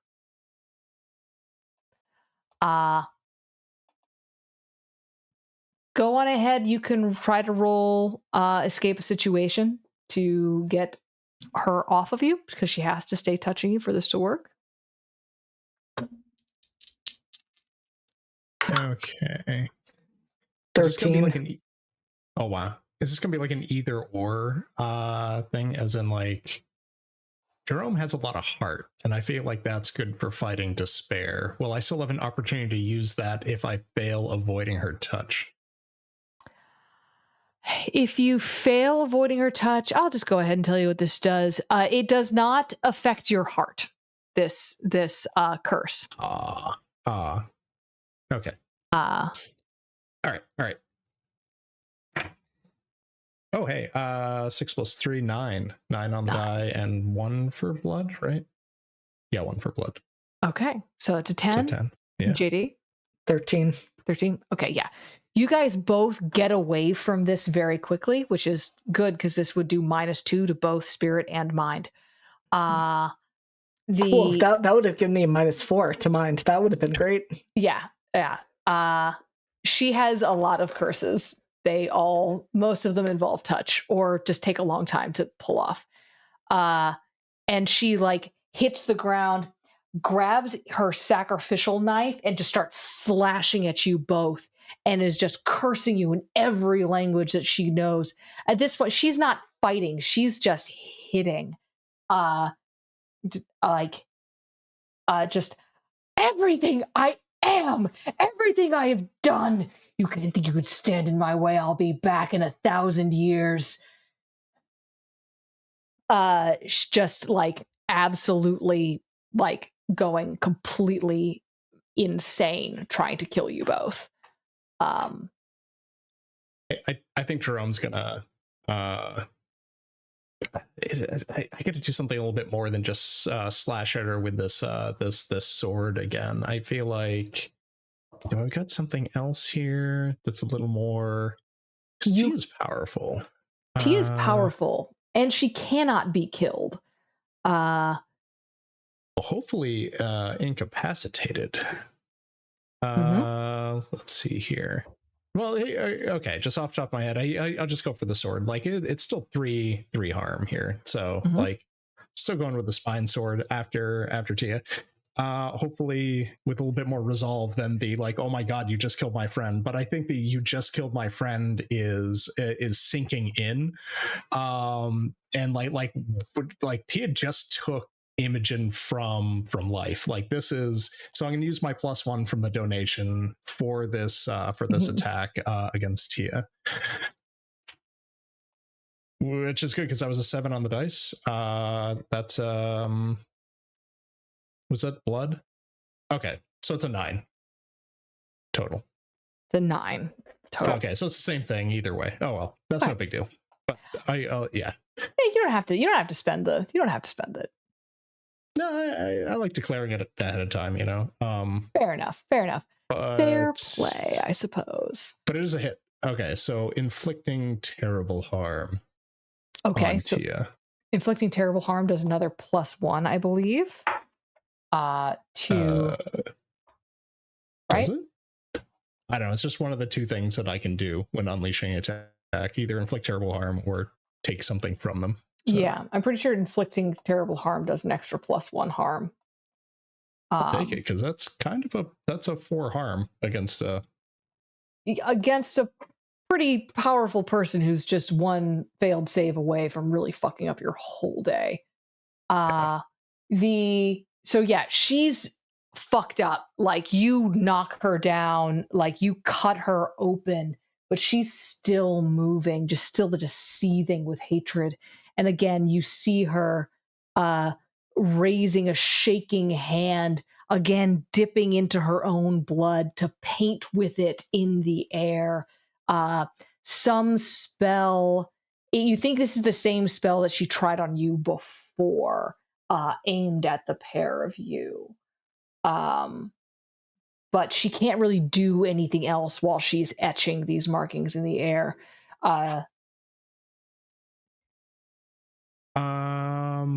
Because that was a 9, I will again choose they inflict harm on me. Okay. So I think the way that is going to be expressed here is not so much that you're having physical harm done, but you have effectively in this moment, you feel now Ivy shut the door. You've betrayed your patron. You've harmed her chosen. And you feel in this moment there is no coming back from that. This door is shut. Were we to play this game beyond this session, you would have to choose a new playbook. That makes sense. Yeah. I think I'm riding on the coattails of my former connection to this powerful being. Yeah. This fallen angel. Okay. This way is shut. There is no more anything that you do that would ordinarily involve a debt either being given or exchanged is now not going to be available to you. So I guess this is more find yourself in a bad spot. This is more find yourself in a bad spot. But unfortunately the plot is telling us the consequences here. Okay. So that's kind of what you feel. Is you feel this like shutting the door, like this open flow of power that you've always felt. Your whole life is now suddenly tapped. It's now suddenly shut. Soren, would you like to stop? This person is so fucked up. Or Jerome, you can do this. She's got 1 point left. And she's trying to cast a spell to ruin your day. Soren just ran into the room and hasn't had a chance to do anything yet. It's true. Yeah. It's true. Other than other than close the portal, closing the whole gateway, Yeah. I mean, I think just for the fun of it, and especially because I might need these holds moving forward, let's roll with Vigilante. Do it. 13. What does Vigilante do? A lot of fun stuff. So yes, on a 10 plus, I hold 3, and what I would like to use is one of them right now to disable Tia. I would like to take her voice by punching her in the throat, and I would like to take her hands by breaking them. You do so.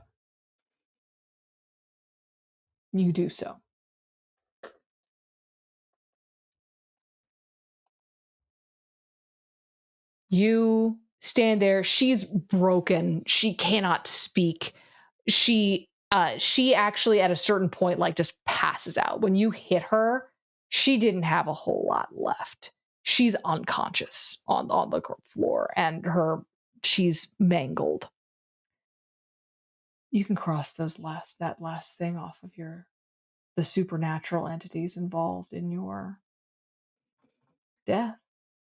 Does Soren realize that in that moment? Because I don't think until this point he knew Tia was involved.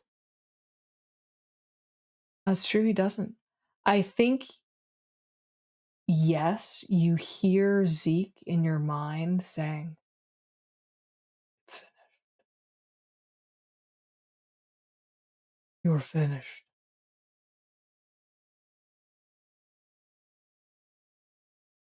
You've done well."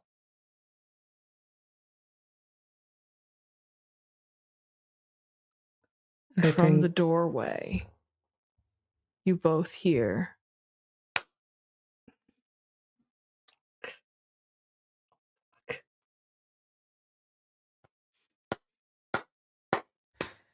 "Very good. That was very good. You did that so well. I am impressed with you both." And it's the guy. It's Eru John. And we're going to take this moment to switch right back around to the hallway with Sefer and the Tortuga.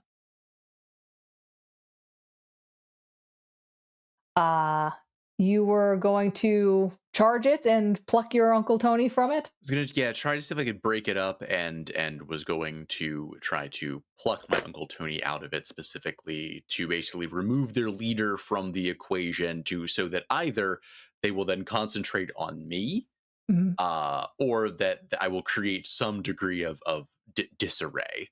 Okay. So what this is similar to how the ram was shaped, but the ram was on a golf cart. This is like a rolling metal shield. Like it's all one piece. So it's not something it's not like a bunch of guys in formation. There are a bunch of guys in formation behind it. Yeah. So and that is critical in this case. So I'm imagining you doing a full anime run like up its face. And diving into the back of it with the guys and grabbing your uncle. Like what am I seeing here? So and relevant for any, I guess, die rolls here, since it is since there are a bunch of people pushing it. I do have the move Tireless, which is when I fight against a gang, I count as a gang of equivalent size. Yep, you sure do. Yep. So yeah, I think I'm going to sort of run up the front and just kind of like plop down just in the middle. And just sort of like in that sort of Sepharine oh hey guys, hey what's going on,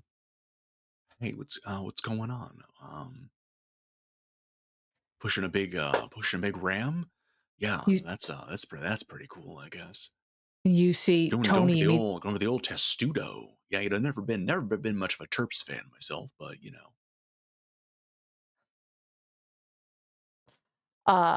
like I don't know. I really want to respond with some like college football chirp, but I don't know any because I don't follow college football enough to know. So please, chat, insert your own chirp here. We'll fix it in post. Okay, well, we'll fix it in post. We'll fix it in post. A terp chirp, if you will. A terp chirp.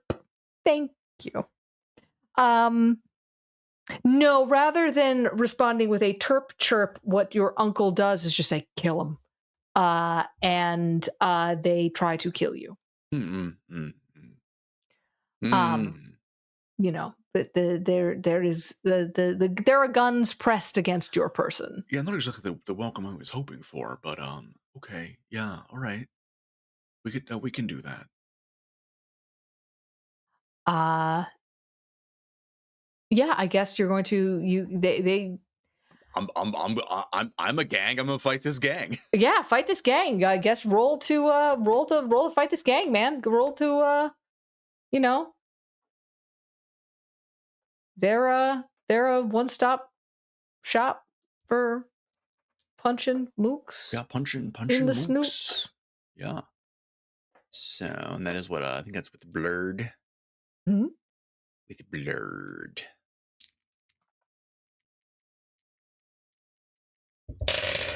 How we doing? How we doing? How we doing? Okay. No. Oh, that's a 10. Yes. Good. Good. All right. So on a hit, yeah, I inflict harm is established, and I choose one. I mean, I'm gonna choose take something from them, and the thing that I am taking is Uncle Tony. Okay. Okay. You grab Uncle Tony. What do you choose here? What do you choose for? Oh, you rolled a 10. Yeah, I rolled a 10. So you can choose to what's the rule for this? Oh yeah, you don't have to choose anything. Yeah, you can just take Yeah, Tony. I just do it. You just do it. Yeah, you just do it. You just grab Tony and fucking go. Yeah, no, I think I just how this goes is uh they start to go to just like, well, I think there's a moment of having to because they have the guns, but they're also like they're pointing them in towards me, which I do not know is an optimal position to be trying to shoot someone who is in the middle of you. Yeah. So as there's this moment of trying to figure out who is going to be shooting and trying to adjust around me, Sefer just uh just starts wailing on people, just grabbing guns, just breaking them in two, uh bending out of the way, out of the path of gunfire in that boneless way that they sometimes do, uh and then is just gonna grab Uncle Tony by the scruff and is going to just kind of like backflip Tony in tow back over the wedge again, so that the wedge is now between them and the gang. Incredible. Uh, JD, did Nancy just shove your door open and then walk away? She sure did. Incredible. Incredible. Iconic, even. uh with much the same energy, you say fuck you to your uncle and yeet him and yourself away. He's just yelling at you like Uncle Tony, I don't want to kill you, Uncle Tony. It's like, you want to kill me? It's just you. Why are you here? Why do you care? I don't want to end the world, Uncle Tony. All my friends are in it. Then keep it. Fine. You keep this one. We'll take the other one. Yeah, I don't think is I don't I'm not really sure that's how it like works though. Um I don't think that's an option. I don't think there's a way for you to do the new one without blowing up the old one. I don't think that's how it's gonna go. Look, if I could just let you go do it, honestly, I would live your truth or whatever. But I don't. In this case, I don't think I can, and I'm sorry. Why are you gonna stop me? Um, well, I think He kind of will like. he will pull out a 9mm and just shoot you. Okay, yeah, all right. You know, so yeah. just go on ahead and like take 3 harm or tell me how you're gonna get out of that. I think, well, so what he was literally about to say was, well, I think I'm going to start like this, and was going to then just fully just overhand yeet him, just back towards, just like back over the ram again, just, but, just in the air, gonna crowd surf him over his goons. Um, Okay. So, yeah, roll. I think this is another unleash an attack roll. okay. And how high you roll in there determines whether or not he was able to pull that gun out in Okay. time. Yeah. Ooh, oh.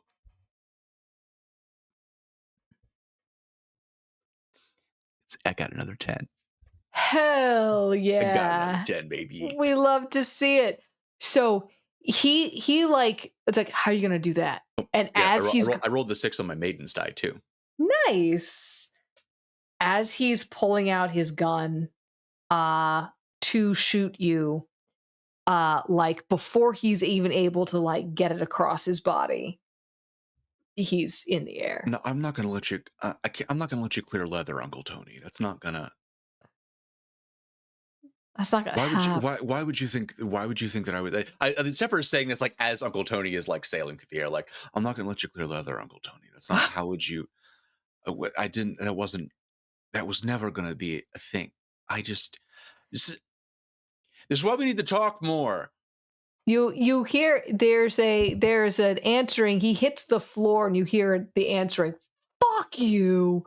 But And in this, I'm assuming that he's kind of landed on his goons, and there's kind of been like kind of a bowling pin effect. there's a bowling pin situation happening over there. But you do hear there's a little bit of like respect in that. Fuck you. You know, he was not intending to let you get any further in monologuing. And you did not let him get any further in monologuing. You know, you're both. Look at this rapport we're building. See, you know, this family. It's family. Fambury. Yeah. Yeah.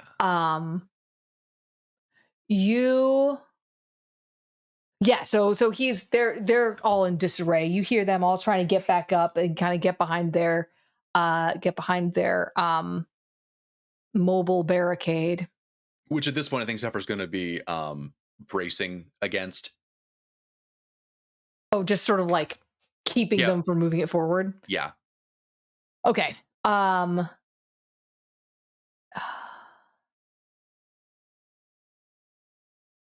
There is like a solid like minute of just like shoving back and forth on this mobile barricade and like really trying hard to keep them from moving forward. And then you hear from down the hall, it stopped. And suddenly, like, there's a moment where like their side of the barricade stops moving. Uncle Tony's voice say, "The fuck do you mean it stopped?" The voice in the hall. The signals from room 13, it stopped.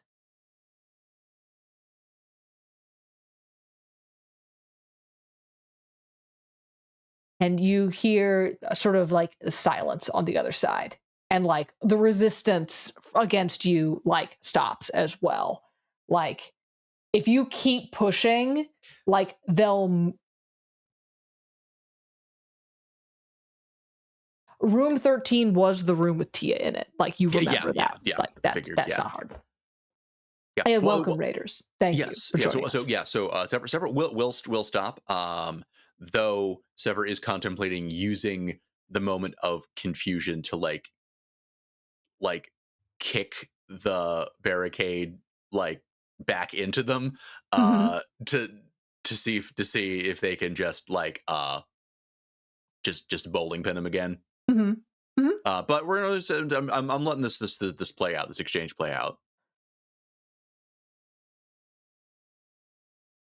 You hear Uncle Tony, there's a couple of beats. For more Raiders. Welcome. There's a couple more beats. There's a couple more heartbeats. And then you hear Tony say, "We're fucked. Scrub it."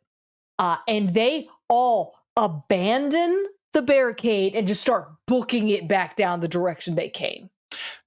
It's cool. So Sefer is going to be trying to capture Uncle Tony. An excellent choice. I think that is a very wise decision. What would you like to roll to capture your terrible, terrible What an intriguing question. domestic terrorist uncle? Um,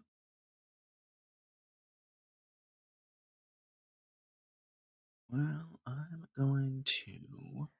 As he books it down the hallway as his plans to end this world and create a new one and rule as its god have apparently been foiled. Yeah, I mean, I feel, yeah, I mean, I feel like Unleashed Attack makes the most sense. Yeah, probably. Yeah, I feel like that makes sense. It does. So, You could make a case for Let It Out if you really wanted to roll with Spirit instead. yeah, I was looking at it, I think it doesn't, well, take definite hold of something. Well, actually, I think, yeah, I could do Let It Out. It will, let's see, is that gonna make an appreciable difference? It's not really gonna make an appreciable difference. However, so the 10 look on the corruption and choose either from the list. Choose one. Okay, I only get to choose one regardless. So Colossus wouldn't come into play. But Okay. either way, that would come to, yeah, it would be a mixed success either way. Okay. So Okay. So it really just sort of depends on how you do it. So you are able to go in and grab and have the thing that you are taking from them again be mhm. Uncle Tony. Are you exchanging harm, or are you uh ending up in a bad situation? I mean, I feel like bad spot feels good. Um, I mean, I am choosing to place myself in close proximity to the bigoted psychopath that did separate my soul from my body at one point. He did do that? And yeah, I am choosing to place myself in close proximity with this person who does not like me. Uh, His response to you, how do you grab him? I think Sefer just bounds over and is like honestly just like on like all fours basically. Um, uh, and yet it is surprisingly light just because yeah their musculature just kind of they almost kind of like dislocate and then relocate some of their skeleton into like a new more efficiently quadrupedal Mhm, configuration. They transform and roll out essentially. mhm, mhm, Um, mhm. and to just like run Uncle Tony down like a cheetah, basically, Beautiful. and just like tackles him essentially. Fantastic. You take him out. You take him down. Um, the others turn back, like first turn back, and he just snarls at them, "Go! Keep her safe!" And they go. They go. And he's like snarling and spitting at you and like wrestling and trying to escape, but he can't really do that. The bad place that you find yourself in is as you are taking him back to where the fairies are, none of them, if it becomes very clear that they all very much wish to kill this man. Mm, So mm. you come walking up there and they've all got guns out, knives out, horns out in the case of Minotaur. Every single one of them is there, just they want this man's blood. He has killed so many of them. Is it? And Minotaur says to you, he doesn't leave here alive. Yeah, I definitely get.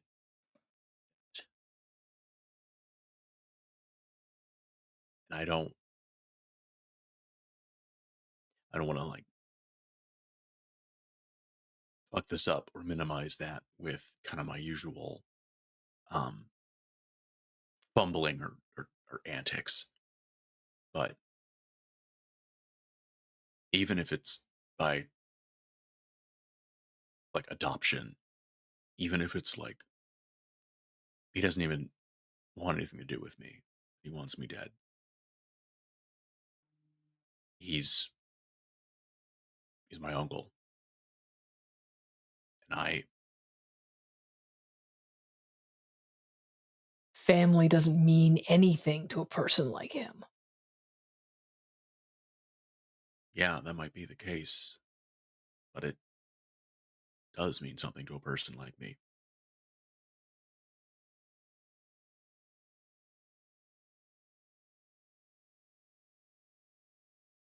You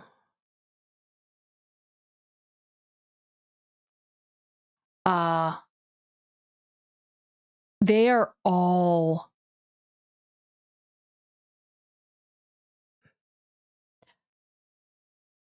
you see some of them are not unaffected by this stance. But Minotaur very much is not okay with this at all. And he's like radioing back to uh uh um to someone.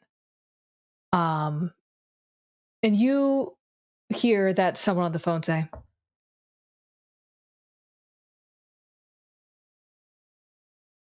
"Put him on. I would speak with him." And the phone, he's like, hands you the phone. The walkie-talkie says, "Am I speaking to Sefer?" Yeah. "Hello, I believe you are friends with my daughter, Chicory. I am the queen of the Fae in exile. Your desire to keep your uncle is commendable, but one that causes certain problems for our people.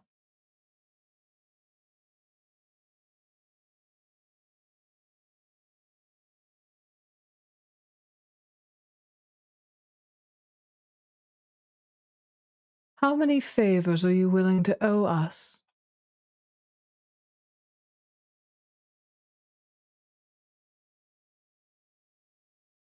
"How long are you willing to work in service of my court?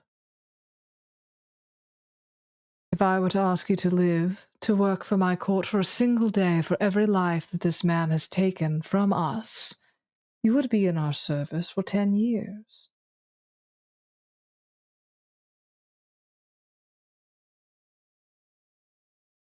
I can do that.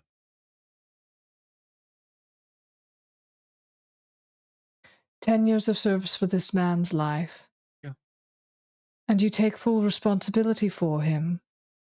Should he kill another Fae, it will be considered your doing." Yeah.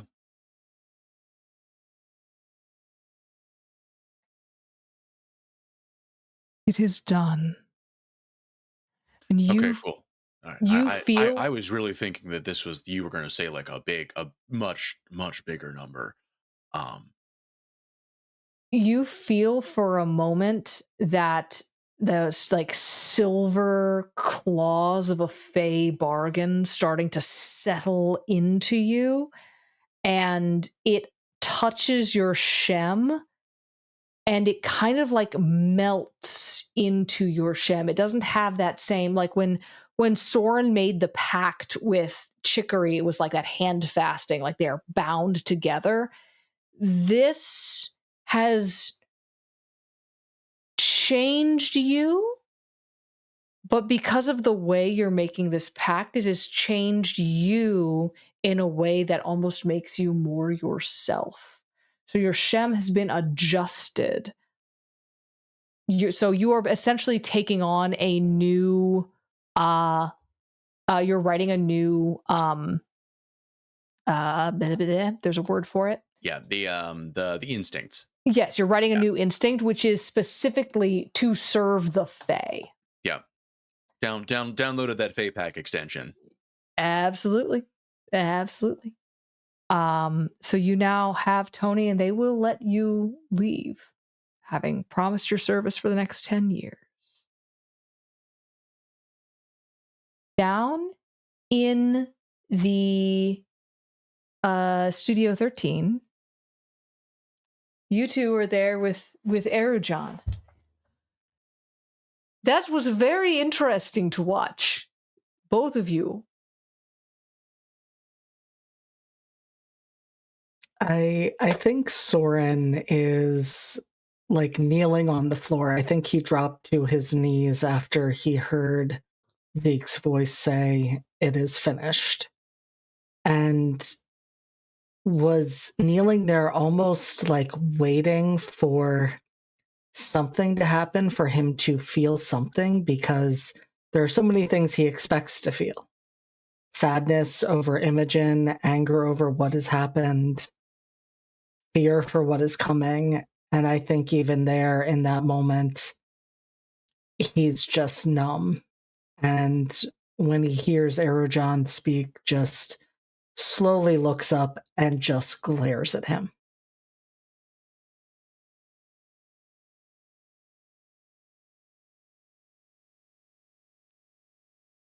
I think Jerome is dealing with the fact that he just got shut down from connection with Ivy, and this is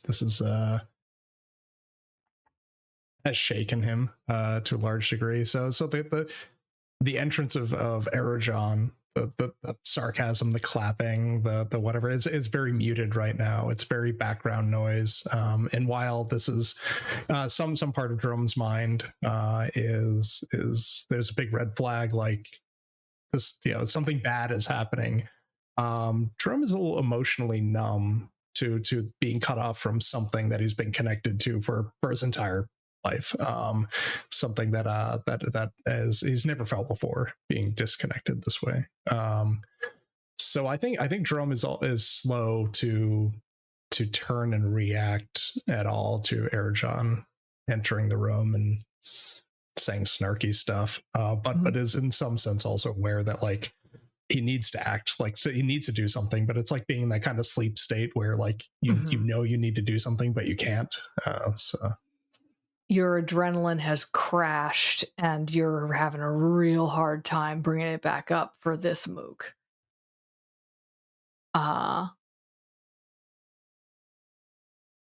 He enters and just sort of walks past you, and he goes over to Tia's body, and sort of picks her up. And sort of while he's doing that, you get a blip on your pager that you see says, "Come back." And it's from Chicory.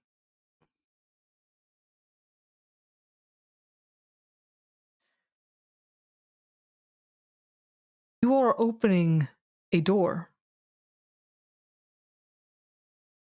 You mean to open a door? Is this true? Why do you care?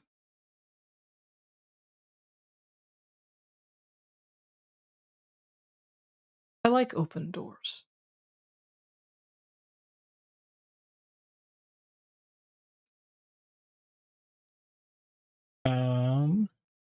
I think Jerome is going to come to his senses to some degree and mislead Erujan in an attempt to lie and say no.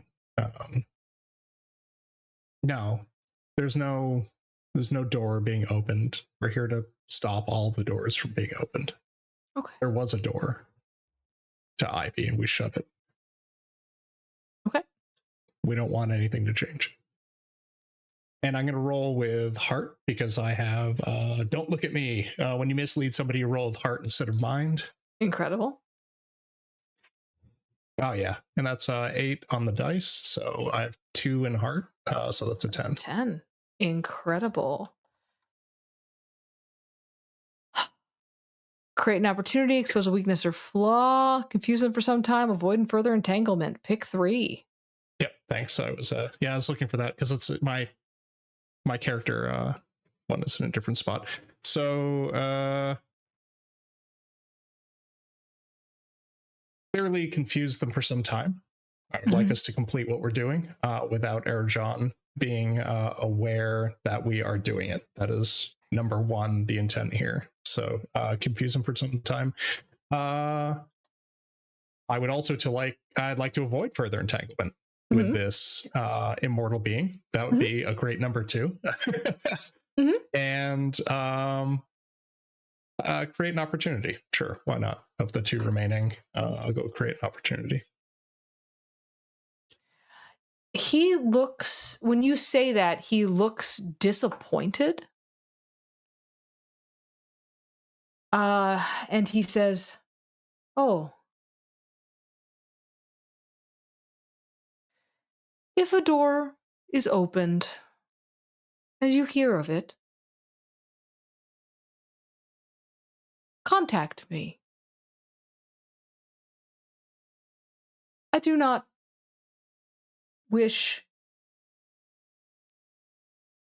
My desire for revenge against the creator of this universe has faded. I would simply like to go somewhere else."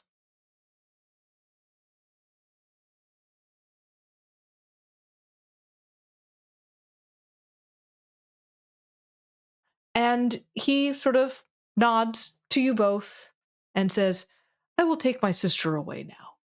And does so. Just walks on out. Jerome's actual strength, misleading people. Yeah. We love to see it. Straight lying. And there he goes. You sort of see in that moment, there's a sense of like all of that like snarkiness and sarcasm. For a second, you sort of think like none of that was snarky or sarcastic. He's just broken. Just I don't like immortal broken people getting into other realms to do that now. No. That's an entirely reasonable, Valid. very valid. Unleashing Erjan into the bright is not what we're here for. There's like a list of like known unknowns that are just not great, and it's kind of up there. So did that include create an opportunity? Was that the Yeah, I mean, really, the opportunities for created is like he's now gone. There is nobody any longer in your way, and you sort of have now this opportunity to call on Erujan if you so choose. okay, Which that's what again, I thought it might have been. Okay. It create an opportunity is kind of tough at endgame. Yeah, no, yeah. I think that is fine and good. That was really it was the other 2. The other 2 were what I cared about. I was just curious how that unfolded. Okay. So you all get pages, you all get contacts from Chicory saying it's time. I do think Soren picks up Imogen and brings them with us as he and Jerome walk back to meet up with Chicory and Sefer. Everyone at first she's like smiling at you when she comes in. She's like, "It's ready. It's oh no."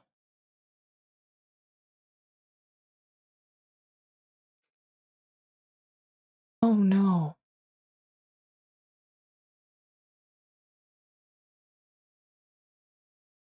And I think Soren, just because Chicory is the one there, like looks helplessly at her and can't help but ask,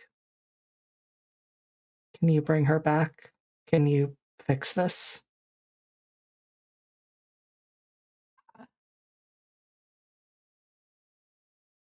If you have your magic, can you bring her back and fix this? Maybe.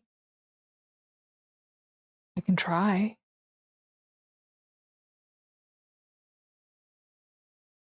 I can try. I'll try.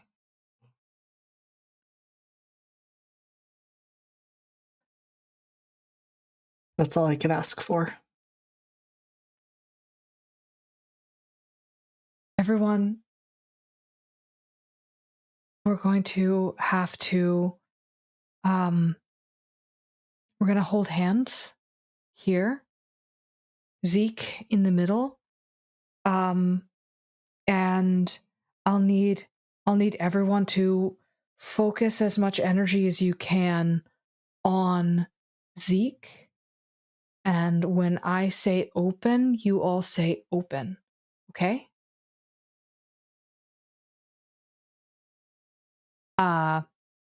And you all do that. I'm going to have all of you roll let it out. Please add as much shenanigans. Give me all the shenanigansy stuff you want for this. Is Sefer there also? Yes, you were all. Okay. I'm assuming you were all there at this point. Cool. All right. And your uncle is there. I assume you could have taken the time to have bound his hands, feet, and mouth with duct tape. Oh yeah. Oh, he's going to jail. That is definitely happening. Okay, good. Right. What do I got here? Okay.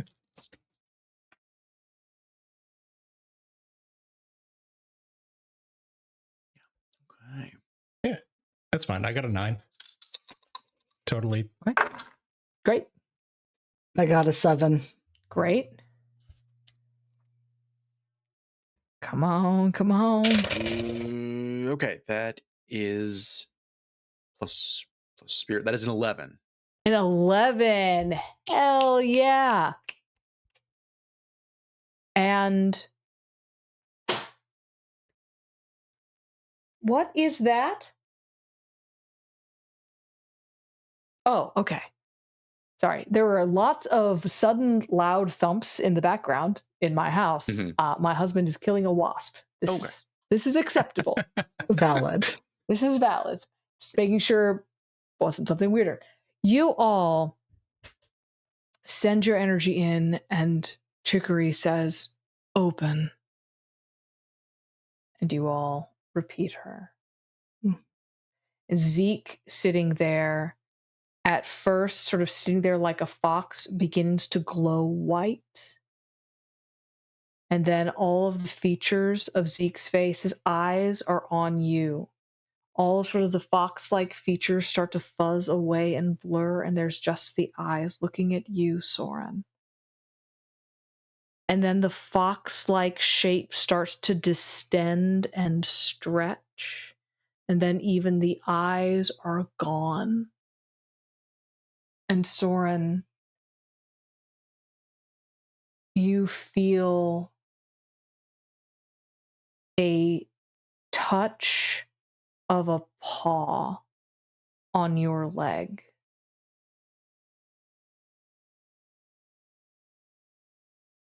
And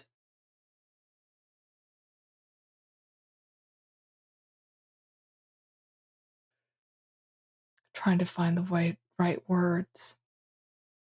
It's not like coming out of dissociation into a panic attack. It's more like when you finally wake up and realize the antidepressants have been working. And it's like that day where you step into the shower and like you notice that the hot water feels good. And like you notice like, oh, I'm emoting again. Like you have that little like rush of like, oh, I can feel. I'm here.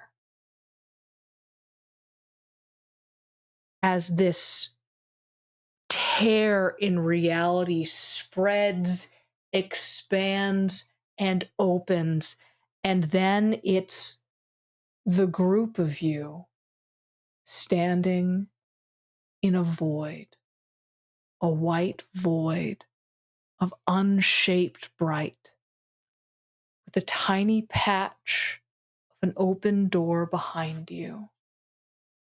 And you are standing as you realize in this moment there's that door back there. And all around you is raw potential waiting to be shaped by whoever is standing in it. And that's where we will end Thy Kingdom Come.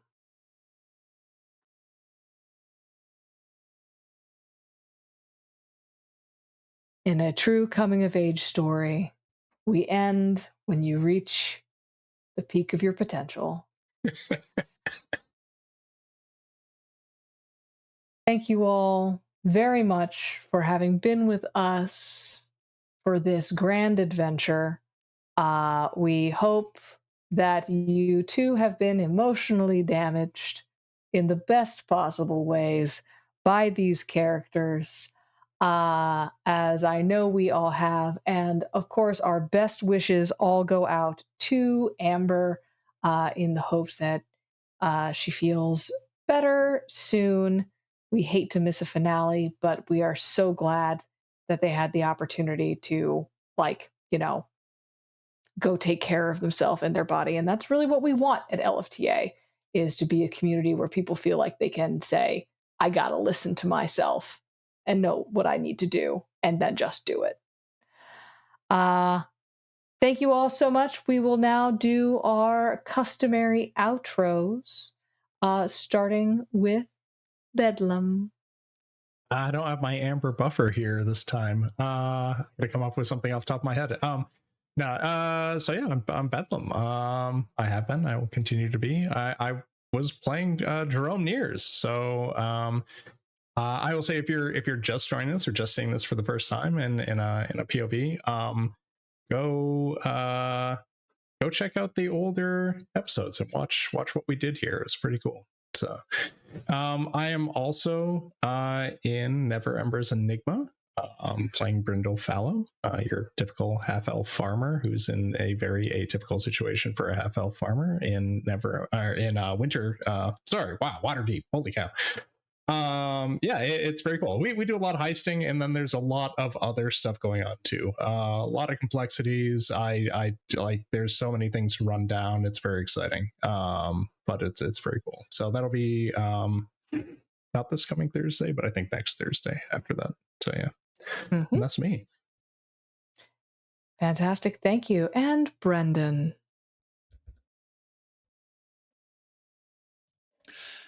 Howdy rowdy, everybody. Hi, I have been Brendan.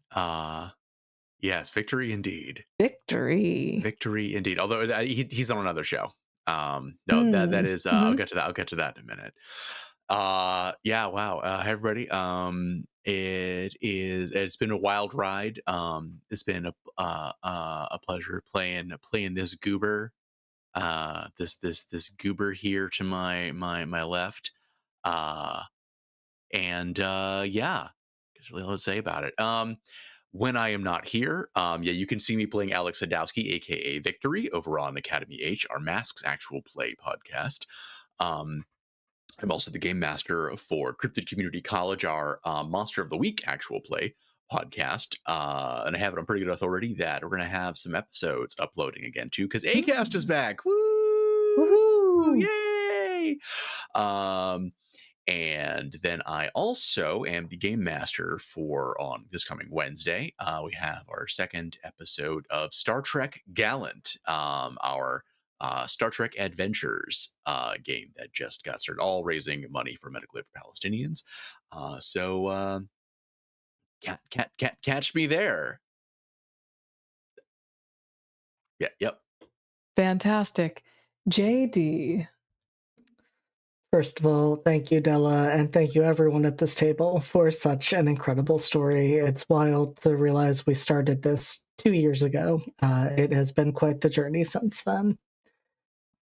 I have a couple of things coming up this week. Tomorrow night, you can find me over with Entropy Emporium running our horror masks game, They Call Us Villains. I will be back here on LFTA on Thursday running Redacted, our psychological horror game, where we will be on our second to last one-on-one duet session that we've been doing. We will have the whole cast back 2 weeks from then, which I am very excited for. And then you can find me back here on Friday because the Friday table, I can't call it table one. I get yelled at when I use numbers now. The Friday table will be kicking off our Regency Monster Hearts game of A Season of Secrets and Shadows. Now that we've had the 8-person ball, we can move into the actual story of this season and see what Rammies the cast gets this time. And then last but not least for this week, I will be back here one more time on Saturday for class reunion, where I will get to play in a game and I will get to be in the midst of a not great situation as Hunter, our agender ranger. Incredible. And I am Della. I have been your game master, and I have had a lot of fun. I have played a lot of ridiculous NPCs, and I hope you have enjoyed this terrible, fucked up world I made that is somehow not as terrible and fucked up as the one we live in. Get your passports. Go to what was it, travel.state.gov. Don't use the third-party things. All the stuff that I ranted about 2 weeks ago in I think it was before a Never Ember's Enigma game. Anyway, Yeah, just fucking grip it and all rip kinds. it, Oh, baby. thank you Slop for that your down, donation. dude. Now that Yeah, it dude. doesn't Crack actually one for help the you big in boy. game.